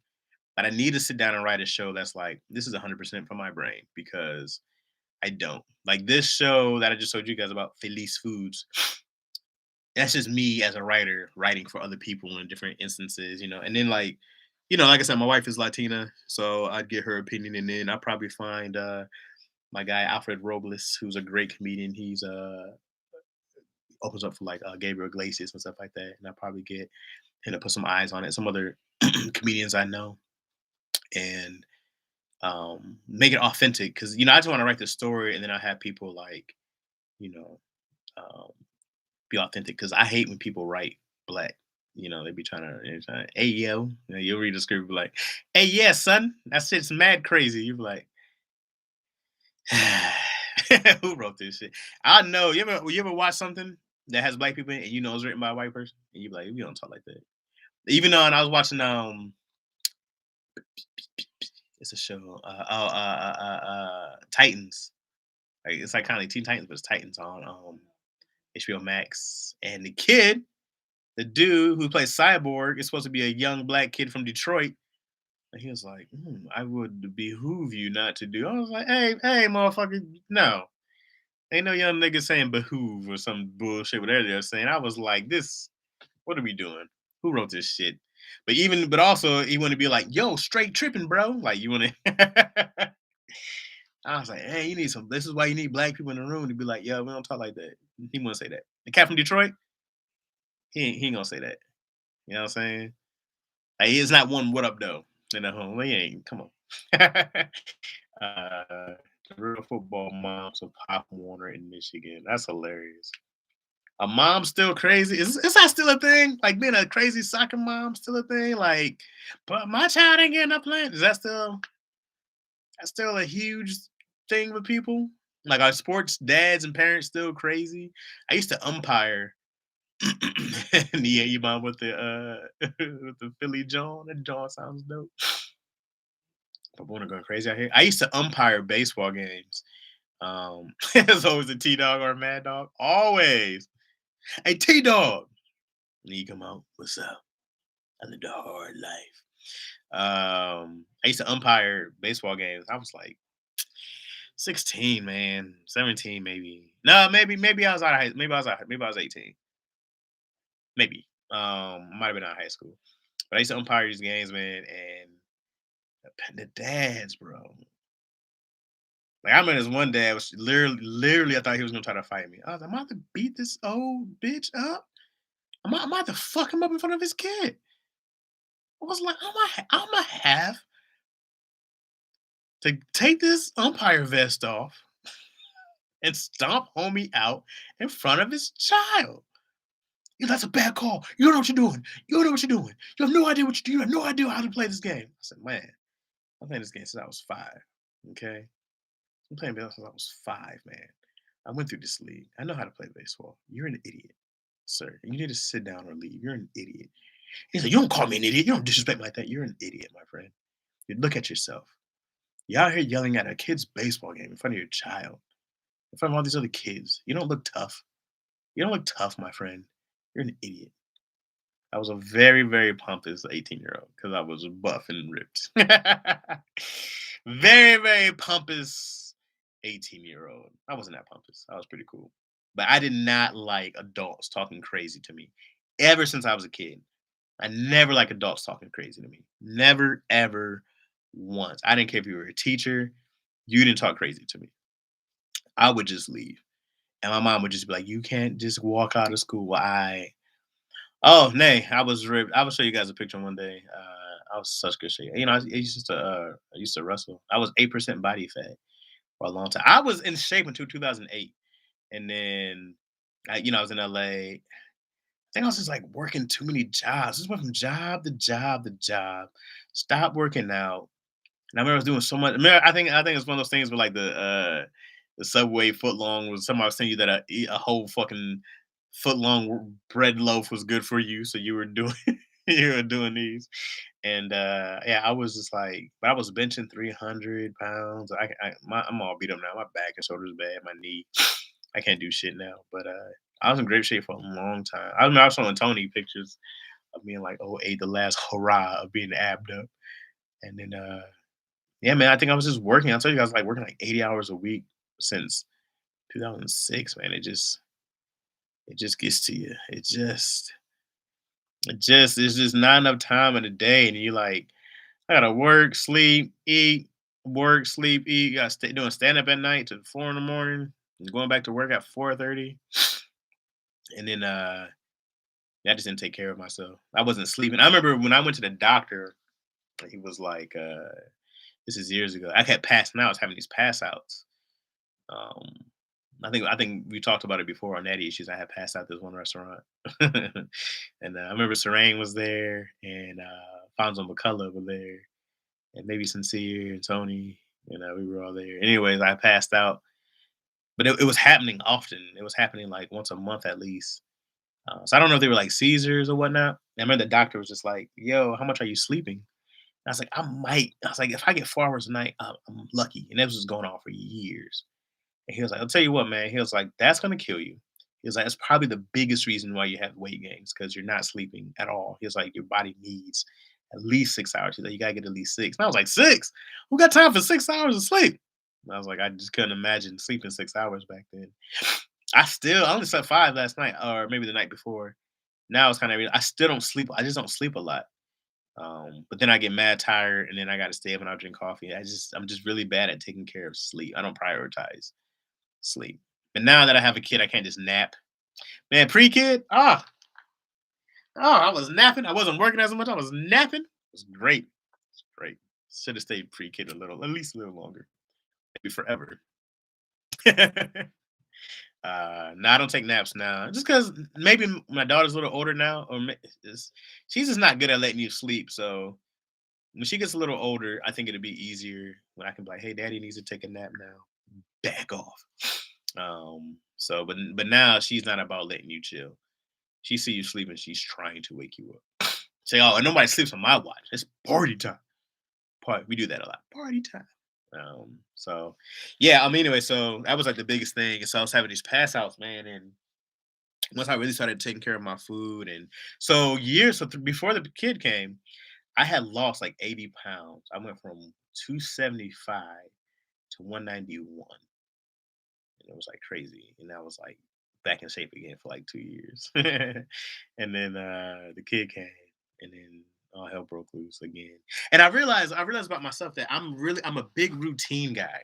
Like I don't have a lot of willpower, right? And I noticed this, I guess it's from like playing sports, or maybe it's like going to school, but like when you're in high school or something like that, you get this regiment, right? And then you used to this regiment, you're used to waking up at time, usually like eating at this time, and then playing sports. We would go work out for 2 hours, damn near after every day because I played sports all throughout. So then even after high school, I kept the workout time. Like at 3 p.m., it was time to go work out. No matter what I did, I was still going to go work out at 3 p.m. So I was a big like routine guy. And so when I get out of a routine, it's really hard for me to start back up a new routine because now I'm like, I'm lazy now. I'm like, I can't just get back into it. I got to work really hard to build a new routine. So for me, it's about having a system. Once I have a solid system, I gotta stick with it. Because if I don't and I break that routine, I fuck it up. Because maybe I can skip a day or two, but then it takes me forever to get back on a routine. So I've noticed that about me. But it's hard when your job varies as mine does and you have a kid. So now I'm like, hey, my routine has to change all the time. So I got to get better at just, being able to do something when I think about it. Cause like right now, working out is not on my routine again.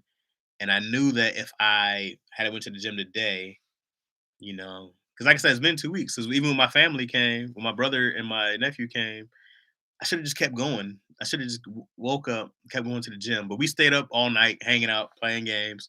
So I didn't wake up until like 8 because I don't set alarms. And then as soon as we woke up, man, we went out for breakfast. It was trash. My whole routine was gone. And so today was my first day with no one in the house, and I woke up early today, at like 5:30. I was like, I'm just gonna sit down and write because I'm tired and I don't feel like this is my eyes right now. This is my regular eyes. This is they damn near closed. So yeah, I feel you, kid. 'Cause like I got to get back to just doing the same thing every day. Um, Build my routine again. Because then usually I'm pretty good if I have a set routine, like eat at this time, blah blah blah. And anyways, I had the keto originally before keto was hot. I did it, and then even my wife, she had lost like 60, I think. Like keto was crazy, and and keto don't just mean just eating a bunch of meat. Like I hate when people be like keto just about eating meat, and it's like, nah, you should have vegetables. And I don't think I even ate a lot of meat on keto, unless I was, having a horrible cheat day when I ate a whole 2 rack of ribs by myself. But which I'd never done, but I think I could. But no, keto was great, and then even when I lose weight now, like I'll get back into it for like a while, and then something will break, and then I gotta get back on it and hop back on. So once he's in school, I might push in routine. I plan my life on my boy. Yeah, you know what? I don't want to put Izzy in school. I don't want to put her in a maybe a. I took we went to a couple preschools, and she already knew everything that these kids were teaching her. She knew it in English and Spanish already. So that wasn't a big incentive for me to go. And people told me about these Montessori schools, which were like, I guess, more of a private school kind of thing. They say those are dope. So we were looking into some of those. But I'm big on. I've never done it, but I like the idea of homeschooling a lot. I'd rather her just be with me all day because I teach her most of the shit anyways. Or my mom, we teach her a lot of the stuff anyway. So I just feel like you can learn more, especially when you start getting like the kindergarten and stuff like that. I just feel like you can learn more.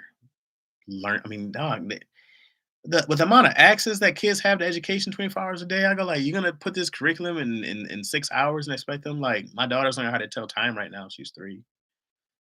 I'm like, I was doing that at 5. I remember being in class learning how to tell time, and she's already learning this thing. So not analog yet, but she'll see it and be like, it's 8:20, it's 8:22, blah blah blah blah.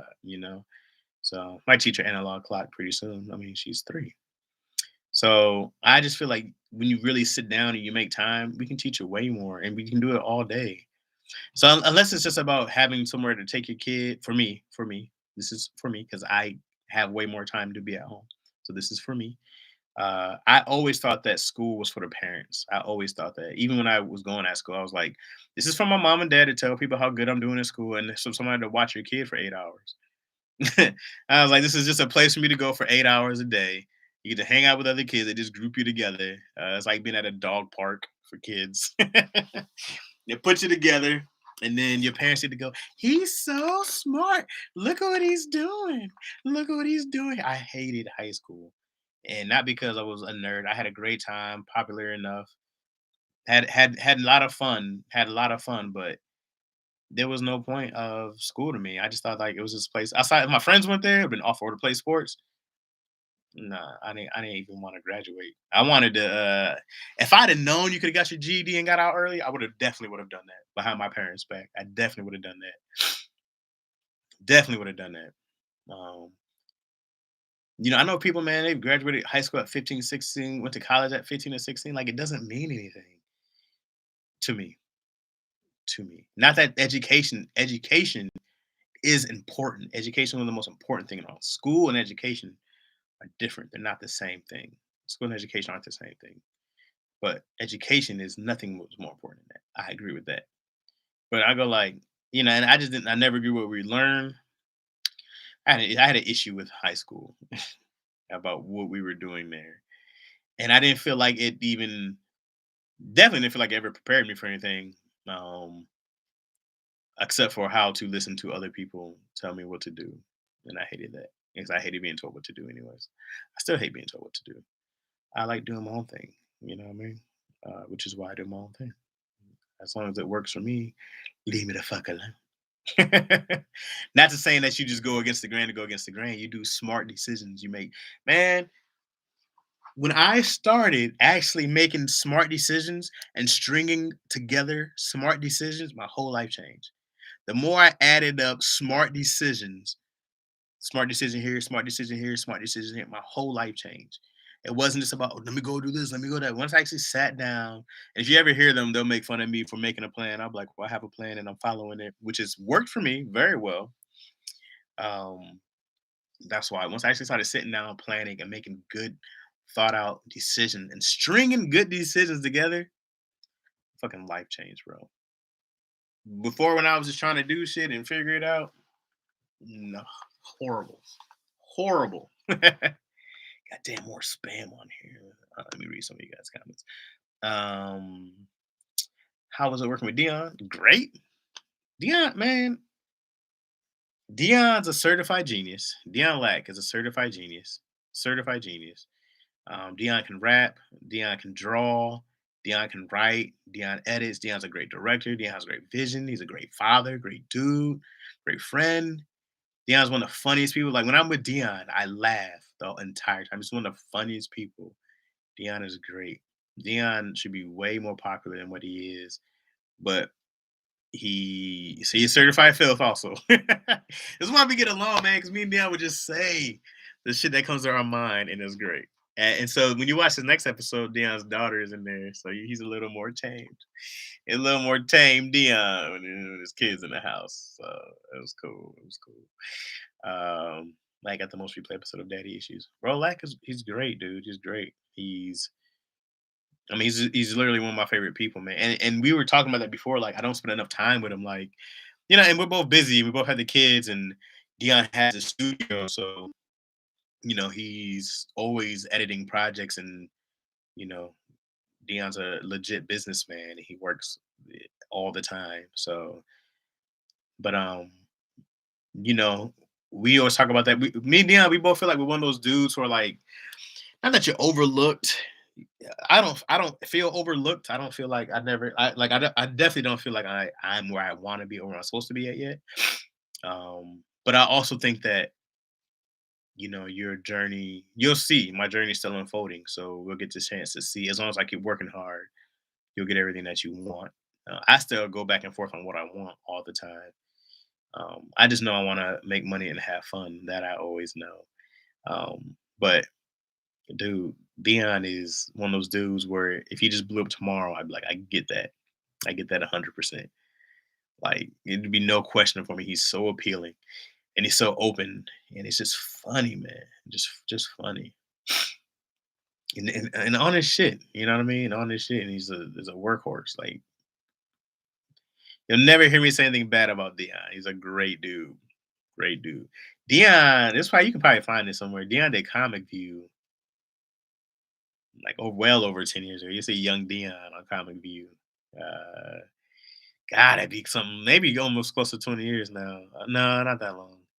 Maybe 15 or so by now. So Dion been in a long time. And then Dion had two viral commercials before viral was a thing, viral. I'm sure you do love the certified filth, Anna says that. I'm sure you do, you nasty girl. Me too. I love talking about this shit. I love talking about the shit that people find uncomfortable. I really do. Um, why are people not adults anymore? Are we not fucking adults anymore? Like I hate when people talk. I hate when I hear someone talk about a curse word. That's a bad word. How fucking old are you? What do you mean it's a bad word? How's that a fucking bad word? How's that a bad word? What the fuck does that mean? It's a curse word. What are you talking about? It's a word. What are you talking about? That's a naughty word. Shut the fuck up. What are you talking about? That's crazy to me. That makes no sense to me. That is a bad word. And then somebody's like, oh, he said shit. Like, what? It's different when you call somebody a name. If I call you a bitch and using that as a negative way. But if I'm like, fuck. Oh, it's so vulgar. Like, what? The fucking words. What are you talking about? I can't stand that. I think you're a child if you tell me you use such foul language. Like, get the fuck out of here, you goddamn 6-year-old. That's how I really feel. Yeah, fucking 6 year. He said that. He said this. He said the A word. He said SH. He called he he called her a B. Like, shut the fuck up, you child. Yeah, school is for the parents. They don't teach my kids. They were reading, writing, math before pre-K. Right? It's a babysitter information. I'm getting my liver to take the GD next year. You're 11-year-old. That's what I'm talking about. That's the fuck I'm talking about. Neo Ebon. Get the kid up out of there. Learn all that shit today. Yo, with Google and YouTube, what the fuck do I need school for? Your friends with a guy named Peter Wise.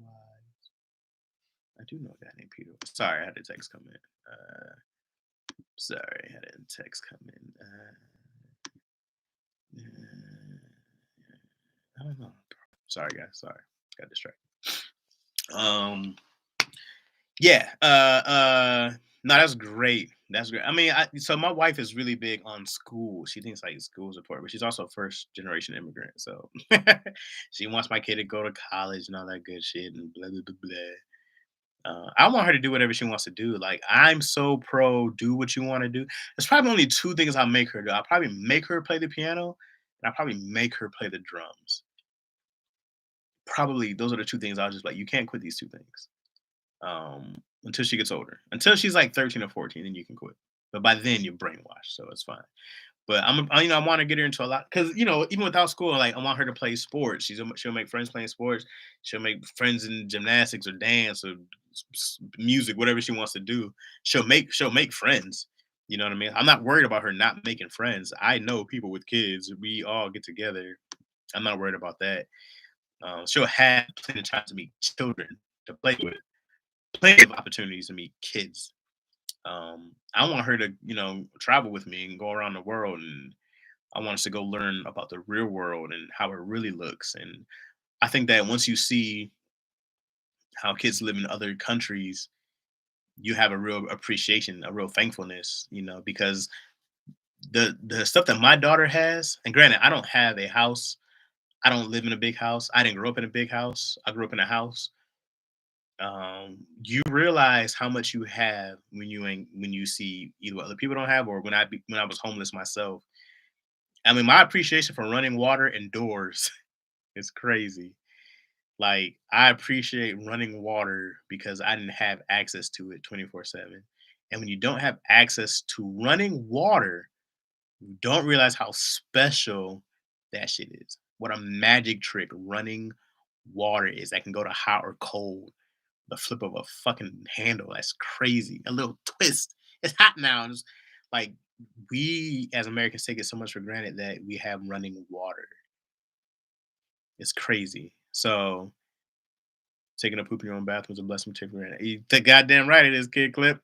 It is. I mean, I'm so even when I was like, homeless and whatnot, even when I stayed with other people, I didn't have my own bedroom until me and Tony moved in until 2012. 13. I think even after that because I was living in the living room. So from 2006 to 2013, I didn't have a door of my own to close. I had a bathroom door. I can always go to the bathroom, take a shit, but not my own personal door that closes off the bedroom to the world. It was crazy. So when I finally got my own room, me and Tony got a two-bedroom, and I could close it. I closed the door and I just started crying. I was like, "That's crazy! Like the whole world is out there now. It's not just in here all the time. The whole world. I had my own private world in my room. It was crazy to me. It was crazy to me that a door separated me from all the other bullshit I don't have to deal with. You know what I mean? That was outside, and then to have running water is amazing. So, you take those things for granted, man. When I grew up, and then, like I said, I didn't grow up rich. I didn't grow up like that. So, like, I grew up never needing anything, and so you realize how much you have when the less you have. So when I really had nothing, I really realized I was like, dude, it's hard to put food on the table every day for other people, not alone yourself, like children. It's hard to pay these bills every day to keep electricity on, and that's us here being American poor, which is different than being Mexican poor and Dubai poor and Indian poor and China poor. Like they're very different levels of poor living here.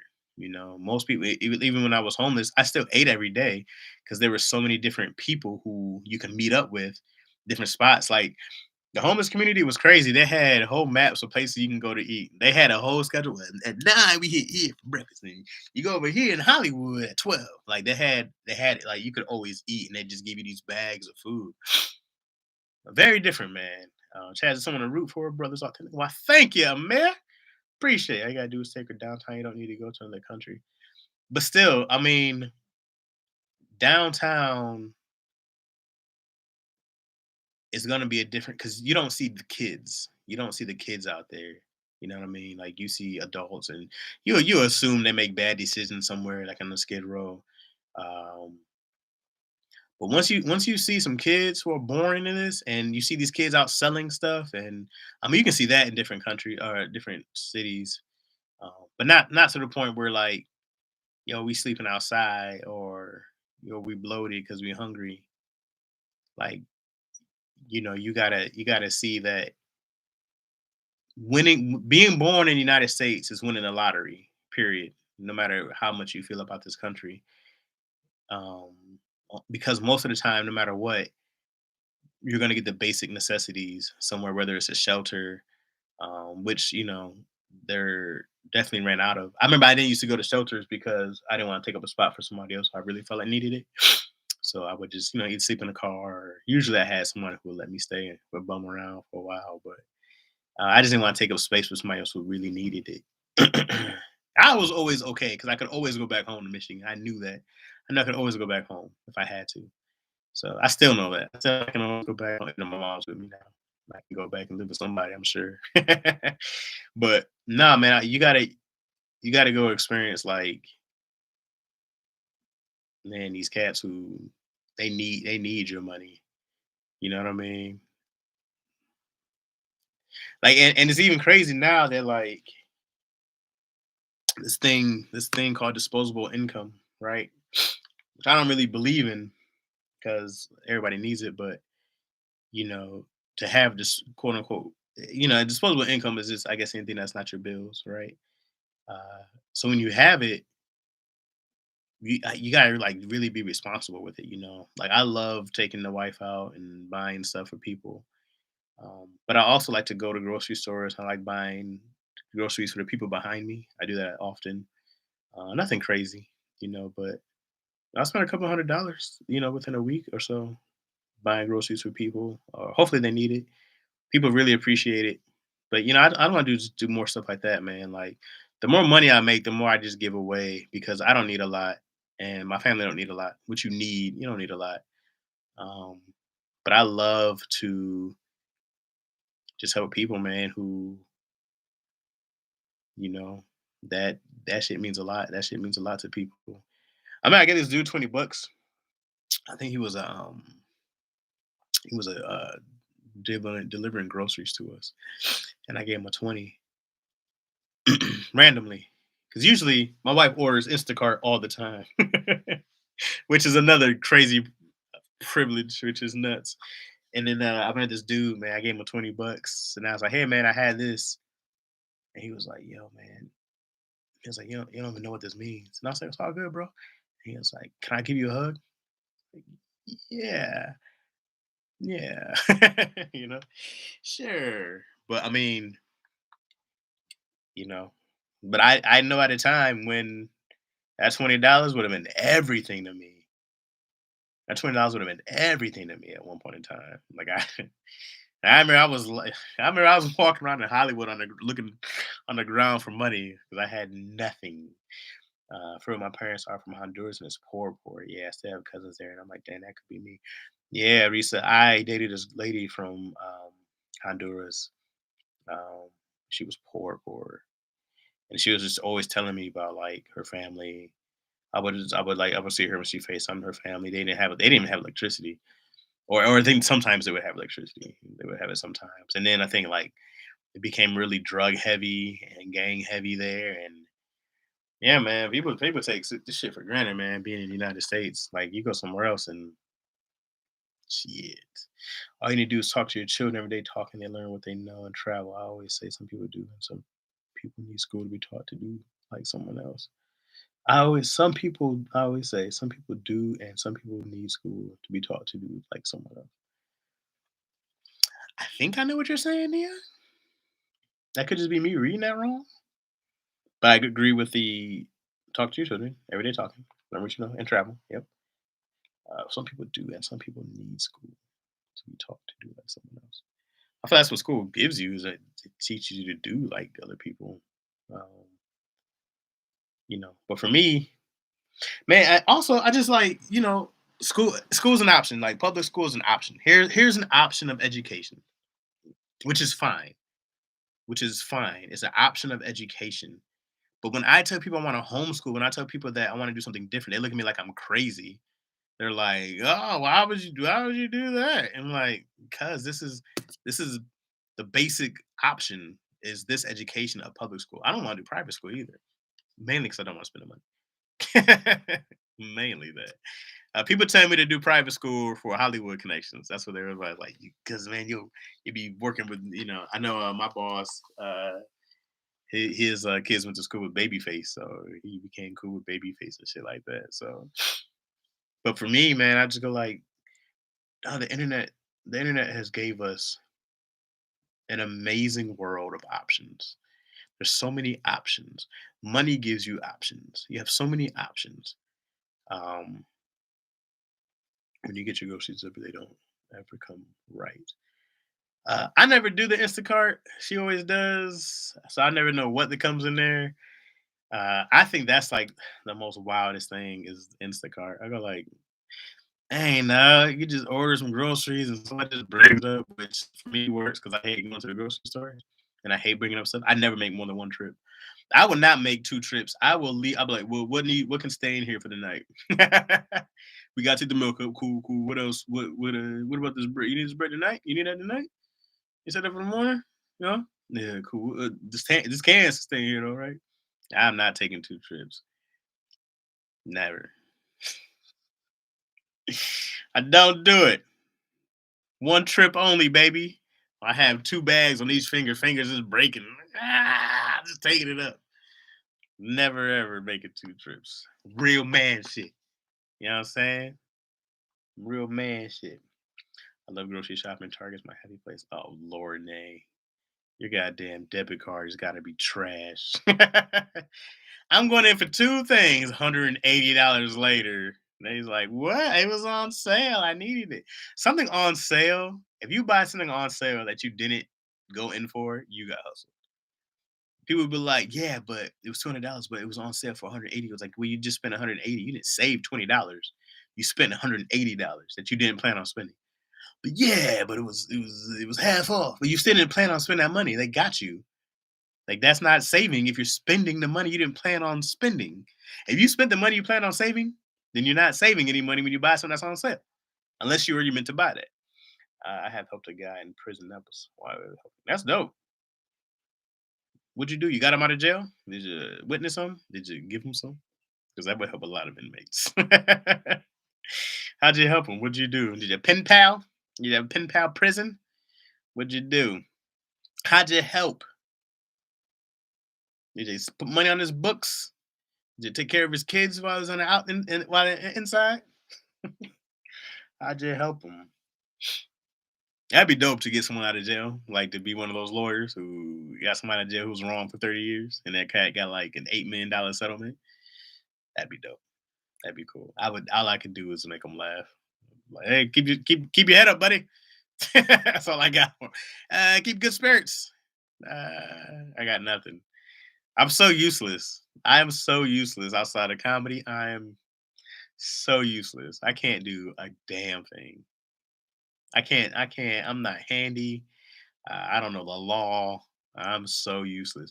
If we had one of those like apocalypse times and like electricity was gone, I would just not have electricity. We'd be done. We'd be done. I don't know how to start a fire by myself. I can't do any of that shit. I want to know how to like electricity, lightning, right? Is that how you harness the power of the sky? I don't know. I'm so useless. I'm so unhandy. I can change a tire, about it. I can't do shit else on the car. I can like put some water, some coolant in the radiator. Is it going in the radiator? I don't know. Let me not try to do that. I'd fuck it all up. Um, I'm so unhandy. My dad wasn't handy either. He just passed it. My dad's idea was just make more money. You can pay somebody, just make more money. That's how you overcome. I can't plumb shit. I'm not a plumber. Just make more money. That was his best advice growing up. Which is a damn shame. That's how I grew up. Very unhandy. I saw this thing skip, so I hope I didn't lose y'all because I've lost y'all before. And then I was in here talking to myself. So if you guys are still here with me, somebody say something. Just give me a word that you guys are still here. And I'm not just talking to myself. Last time I think I did it for like another 10, 20 minutes. I was just still just going off. Like you guys were there. And not one of you said anything. Someone put me to the side and was like, hey yo, you off. But I gotta see if there's another way. Oh, okay, cool, cool, cool, Nay. I appreciate that. I appreciate that, Nay. No, nobody else said anything. But Nay was there for me. Oh, and a spam person right here. Spam was here for me. I'm getting rid of you. Removing all spam. I need to report that. Cool, cool, cool. I'm glad you guys are. Cool, cool, cool. Um, yeah, we talked about a lot of stuff today. We went from Christmas gifts to education to the homeless. I put money on his books for 10 years. Damn, for 10 years, you were his job. You were his only source of employment. That's a long time. That's a lot of love. That's a lot of love. I'm sure that means a ton to him. Did you know the guy? Was he a friend? Was this a stranger you met on a routine jail visit? What were you doing? Is John David watching this family? If he's spamming me, it's only because he's the son of Denzel, not because he did this on his own steam. I still stand by that, by the way. How do I get into the writing game? Hmm. What up, though? How do I get into Comedic Shogun? Dope name, by the way. 313 in the house. Okay, how do I get into the writing game? Look, man, you first have to write. Got to do it good. So you got to do a lot of horrible stuff until you get good. Um, I being in LA helps. I got into writing. I had read this book. A friend of mine, excuse me, my nose, man. A friend of mine named Adrian Colon, who's a great director. Um, has a production company called Brave Blackbird. He gave me this book called The Screenwriter's Bible by this cat named David Trotter. And so that was the first book I had that taught me how to read, how to write. That was back in like 2008. So I bought that book, and I bought different iterations over the years because they have different volumes or whatever it is. So I've kept buying that book over some time. But that was a book that first gave me the most basics on writing. Um, so reading scripts. So now scripts are hard to find now because they used to be online a lot. I don't know, maybe there's a place to get them now, but you can go. I think you can go to the Writers Guild of America, WGA, online. I think you can download scripts. I think you can download TV and movie scripts. I believe so.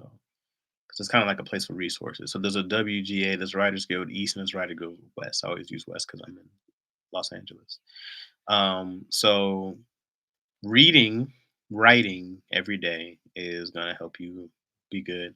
What I used to do is so there's a library in LA called the Writers Guild Library, and they had like every script ever in this library. And so back in the day when camera phones were new, when I could still flip, I used to just take pictures of all these scripts, and then I would take them home. So I would do like King of Queens. That was like the show that I really learned how to write sitcoms on, and I would watch King of Queens, and I had both the DVDs, and so I would just watch the same episodes over and over again as I read them as I went over.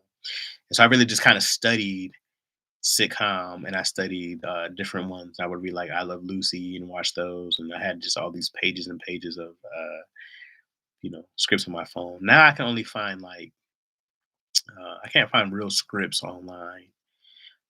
But now I have a lot of them myself. So, but you can always read.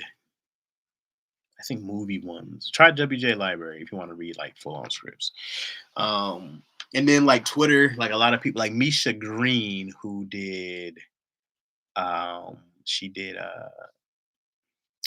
Lovecraft Country. Her Twitter, I think it's still up. She posted a link where she read she had all her drafts of her scripts. So like great resource right there. So and then a writers group if you know other writers. If you know other writers, start a writers group and you guys just kind of write and learn from each other. There usually be one person who's really good, hopefully, and it's pretty much a writers room. Um, Everybody will pitch something, have you read something they're working on. You guys give notes and stuff like that. You can do a class. I did a class at UCLA. I did their extension program, which doesn't matter where you are in the country. You can do that online. It helped. It wasn't the best thing. It wasn't better than actually doing it, but I know that as soon as I finished that class, I got a job. So it kind of really worked for me. A stranger I met at gas station talked to him once. The next phone call I got was on the couch and chair. Wow, that's crazy. And this is it. A stranger, and then he called you. That's crazy. So you met him at the gas station. He went to jail the next day, and then you put money on his books for the next 10 years. You're a nice person. I could use some money. You just cash at me. I'm not in jail, but I could just use it. Everybody give Anna Suzette your cash app, and let's see who she picks as sponsor for 10 years. That's just great. um, so how do you get into writing games? So that's a couple ways. I mean, you really get hired by people more so than anything. I mean, you can do competitions. You can do a lot of those screenwriting competitions. People get good looks on. I know a guy. He did that show Kirby Buckets, and you know, him and his writing partner went off a script off a competition. So they work hard to win, but they work. You can always do your own stuff. You can always shoot your own stuff. Awkward black girl style, Issa Rae. A lot of people get on for doing their own stuff. So there's that. Um, we talking about what else? What else? I got like five good movie ideas, but I need to be able to make it work. Well, here's the thing about if you haven't wrote before, this is why writing is hard. It's mainly hard because it's a different muscle, and I don't have a good writing muscle because your own procrastination is gonna be crazy because you'll be motivated at first, and then like I used to have so many. So I still do have a lot of unfinished projects because you'll start, and then the world happens, whatever's happening happens, especially if you're still working another job, and then you'll come back to it and you'll be like, I think it's different now. You're changing, and a lot of times that's the biggest thing is just not finishing something because of that. What you need is a good system. Yeah, I have a good system now. Like I think I said on here before, I do a little bit, a lot. So now it's really easy for me to break stuff down. By the time I didn't know about outlines and beat sheets. Um, so I learned that stuff in the class. And once I learned how to do a good beat sheet and then learn how to make a good outline, it made everything really easy to work. Because I can do one thing a day. I can do like, hey man, here's a couple of beats, and I just keep building a little bit, and eventually it'll get done. Um, and also, I have a good muscle now for like sitcom really easy. Because I got to knock out one pretty soon here. So, but like I'm not even worried about it now. It's like I'm like, oh cool. It just once I get my outline done, it's easy work. Then it's just then it's just typing every day. That gets old, but that's the job now. So my whole job is to be able to discipline and type. It's not even like creating good stuff. It's just can you sit down for some time and finish a script? That's what I get paid for. Making it funny and stuff like that, no one even cares as long as it's done. Honestly, what's my favorite sitcom of all time? So I give my top five real quick. I Love Lucy, Fresh Prince of Bel Air, um, Married with Children, King of Queens, and it's usually a toss up between Martin and Seinfeld. I love them both for different reasons. But Martin, I had to catch late. I have more affinity for like Fresh Prince and these other ones because I got to see him as a kid. Like Married with Children was the greatest show ever to me. I was never supposed to be watching it, but I love that show so much. But I was a kid, so it meant a lot. I Love Lucy. I watched as a kid on Nick at Night. So those shows stick out for me because I was a kid. Martin, I wasn't allowed to watch as a kid. I had to come to it later. Oh, Keen and Kel is probably in my top five also because that show taught me that I could do um, anything to being young black people. What's a beat sheet like pauses? No, no. A beat sheet is um, a line of plot points in a script. So let's say it's a script. So you have three acts. You have first, second, and third act. So your beat sheet would have like Act One. John finds his family dead. All right, Act One. So here's a beat. A beat is just that story point. Um, John finds his family dead. John goes out looking for the killers. John finds an abandoned warehouse. John finds evidence that somebody was there, but he couldn't find it. John goes back home. Um, whatever. They're just plot points. So you would have like a whole beat sheet of these plot points. There was a software. Let me see if it's still around.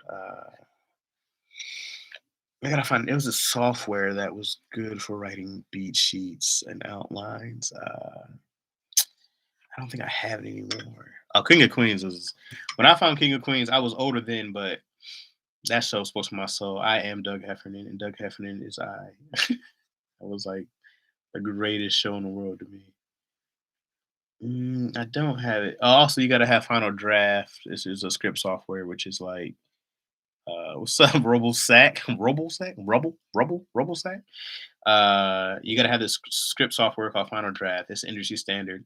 Don't use don't use cell text or some other shit. Get Final Draft. Um, it's the only way you'll be respected as a real writer. I promise you. Don't do anything else but Final Draft. Yes, it costs some money. Yes, it's more than worth it if you really want to write. You got to do it. Period.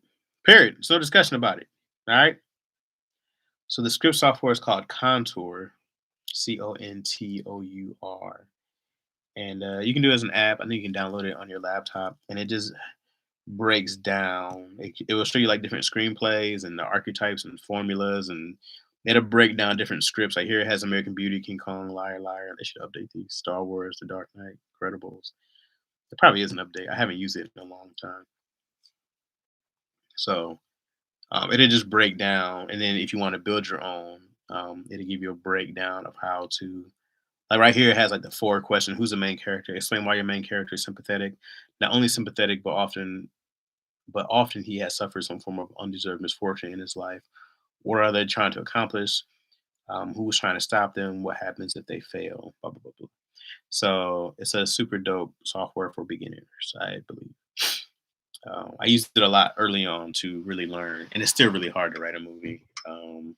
But also if you're writing a movie, man, like this guy told me before, uh, I was really bad at second acts before, and he told me that if you're stuck in your second acts because you don't know your character well enough, and so it really made me really, really work hard on character development. And I found out that that is storytelling. Is that I mean, it's literally your character is who's and what they're going through. And if you know who they are, why they're going through it, what's stopping them, what they have to do to overcome, what they're supposed to learn. In movies, your characters are supposed to grow. In TV sitcoms, they're not supposed to grow. They don't change. But in movies, they're supposed to be different than how they started, right? That's typical movie stuff. So, you just have to kind of have, yeah, there's a lot. I mean, it's a lot of different things. But once you start learning like the basic, there's also this book called Hero of a Thousand Faces. It's a storytelling book, and it kind of just breaks down different stories and different things of how they're told over the years. It's just kind of a boring book, but what's up, C Note Brewski? What's happening? What's popping? Uh, just talking about script writing right now. I got to go pretty soon, guys. My wife texted me a while ago. I told her let's go to the movies, and I forgot because I was talking to you guys for almost 2 hours.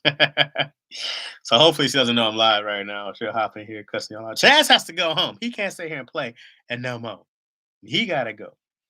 Um, so yeah. Let me make sure I get the right title of this book real quick. I have it on Audible, of course. The Hero with a Thousand Faces. Yeah. So I mean, what is it? What is it again? Contour. Yeah, Contour is a script writing. It's not a Final Draft is a script writing software. Contour is like a outlining software, if you will, which you'll see how important it is to have a beat sheet and outlines when you write because you can't just start a script from whatever's in your head. It's a map, your outline, your beat sheet, the roadmap. So I'll do a beat sheet So when I write, usually I have like my first general idea of whatever the project is. I just have a paragraph, a quick synopsis, if you will, and then I'll build it out into acts, 3 acts. I know, like, first act, second act, third act, what happens. Usually it's best if you know your ending. Don't try to write your ending last. Try to write your ending first because you want to know where you're going to end up at. It's going to help you know how to get there. So you want to usually write your ending first. If you can work it backwards, that's great. But usually I'll know my ending and my beginning. In the middle is where I'm always troubled, but that's also where you do so much character development. And that should just be a thing on its own. Your character should live and breathe and should have real life. And just stick with what write what you know. So it's the best advice. Um, and there's a ton of stories, man. Like, however you felt at a certain age, like I don't necessarily write about times I'm in a van, but I might write about some despair I felt, or I might write about some hope I felt. And I'll take those feelings and those emotions and I'll put that in a different story because that's what it's more about, anyways. It's how this person is feeling. And I know that if I can get the audience to feel what I felt at that time, they'll relate to it. So it's easy to get an audience, and that's all you want to do is get your audience to relate to this character somehow. It's why people see themselves in cartoons. It's crazy, how much somebody can look at a cartoon that's completely fake and be like, "That's me. That's so me." So just check them out. Check out Contour. Final Draft, like I said, is a must. You can look at classes. Gave you the WGA library or WGA website.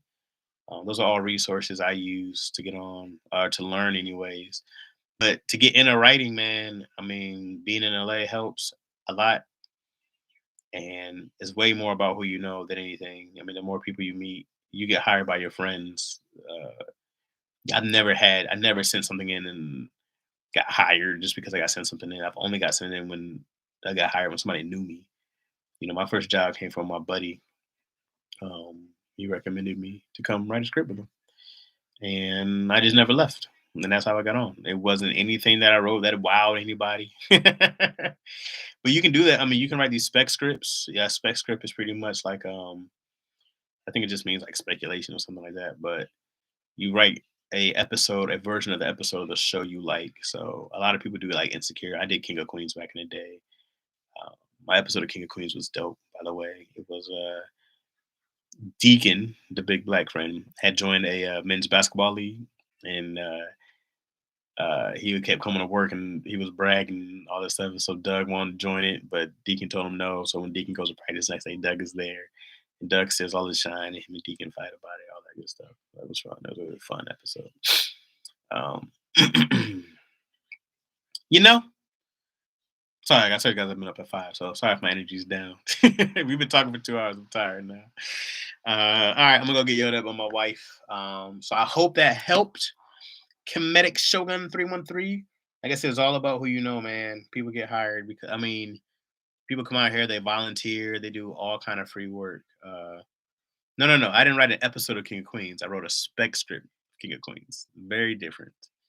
I wish I wrote an episode of King of Queens. That spec script. Um, which like I said, all it is you making a version, whatever show you like that's on. If you want to go write your own episode of Bob's Burgers, it's a spec script, and then you use that as a writing sample, or you can do an original as a writing sample. But that's what people look for. So then you'll send your writing samples to people and hope that someone fucking likes it and hires you. But it's a long shot. I mean, getting hired for any job is a long shot. But excuse me, like I said, it's all about who you know. You got to be in the mix, and you volunteer for stuff.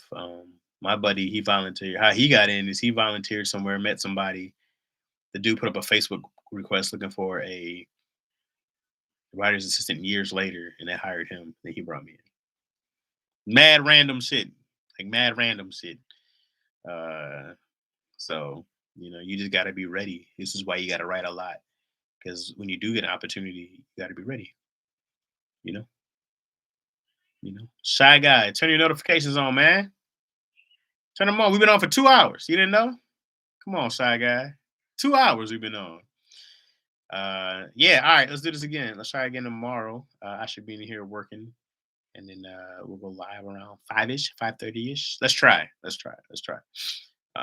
No promises. My wife's going to be pissed. It's bad because I said let's go to the movies, and she's like, "Yeah, that sounds great. We haven't been out in so long." And then she hit me. I was like, "What time you come home?" I was like, "Fuck." So thanks for coming on here, man. Still being here live. Yep, man. Live is a good ass time, man. I have fun with you guys. It didn't even feel like 2 hours. Like it didn't feel like 2 hours at all. We were just in here talking, chopping it up. Man, tell your homies, tell your friends, man. So like I said, Dion's podcast we have tomorrow. I think Daddy Issues drops tomorrow. Also, we recorded that on Tuesday. Um, Hope I don't ruin that for you guys. I feel like it comes out on we shoot on Thursday. We usually do it a couple of days in advance. Um, what else I got going on? Watch Partners in Rhyme. If you guys haven't watched it, please watch it. I wrote the last episode. I did all the bars. Anybody you hear spitting some, I did most of the bars. I think there's only one thing Precious did, or what's her name on there? Luscious T did Taylor on the show that I didn't write. The rest I wrote all those for everybody. Um, which MC Light asked me to write the bars, and I was like, "Dang, Light, you the rapper? Why don't you write it?" She's like, "I wanted to be kind of like funny, like wilding out, kind of like battle, funny stuff." So I did my best, guys. But everything on there saw me, so yeah. So I was very proud of myself because I'm not a rapper. So I was very proud of myself. And yeah, watch the last episode. I mean, watch them all, but I wrote the last episode, um, the finale. And I think I'm all right. I don't know. I've been telling you guys this. This is not. You're not gonna see this for another year. But I think I'm gonna write the first episode of season two because I wrote the last episode of season seven. I mean, of season one. Jesus. And since we're coming back to season two, it's a cliffhanger. I'm writing the episode of season 201, the first episode back. So yeah. And I'll be head writing and producing again. So please support it on All Black Network, which is really cool that they have an All Black Network, which is definitely for white people or Latinos. Please hop on. Don't feel like all black. I feel like that. If someone was all black, I probably wouldn't watch it. You and Dion should battle rap. I can't rap, so I can write. I can't rap. Dion can actually rap, so Dion would eat me alive, which I'm not going to set myself up for that. Have way too fragile.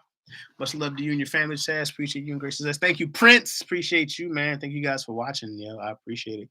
You guys stuck in there with me for 2 hours. 2 hours we hung in here. We hung out for 2 hours. Just chilling, talking about life and family. You know? So I appreciate you guys, man. And let's try again tomorrow if you guys are down. Hit that notification, man. Subscribe and all that good stuff. And y'all tell your peoples this is a spot. We should do a 5 at 5. We should do 5 days a week at 5 p.m., which I'm probably never gonna get done. But I'm gonna call it the 5 at 5 anyways, because it sounds good. 5 days a week, 5 p.m. All Chaz, all the time, all for you. 5 at 5, yeah, something stupid like that. That's the same voice I use I think for for questions with DCO. Anyways, you guys are hilarious. All right, I gotta go. So I'll talk to you guys soon, man. Have a great one. Happy New Year's and all that good stuff, you guys. And man, blessings and just work hard, man. And just make sure that don't you're too late, RBO. We're leaving. You're too late. What's up with Chaz though? We're leaving. Too late. We talked about it for 2 hours. We're leaving. Just keep working hard, man. And then let's talk goals and stuff in here, man. I love to talk about it. I love to talk about it and hear what people are doing and what you want to do. And if I can help in some way, I'm gonna try to help in some way. And if I can pass some knowledge in some way, I'm gonna pass some knowledge in some way, and all that good stuff. I'm gonna go play a Ghost of Tsushima. I gotta learn how to say that shit right. All that good stuff. I've been door dashing for 10 hours. I just got home. God damn, even working for 10 hours? I can't even begin to understand. You've been door dashing for 10. Oh, Jesus, go sit down. Go lay down. Go take a nap. I'm tired. Shit. 10 hours? Driving around people's food? I know you ate somebody's food. That's a long ass day. I'd be hungry as fuck. I know it ate 30. All right, stop trying to get me talk. I gotta go. All right, I'll talk to you guys, man. Y'all take care. Peace.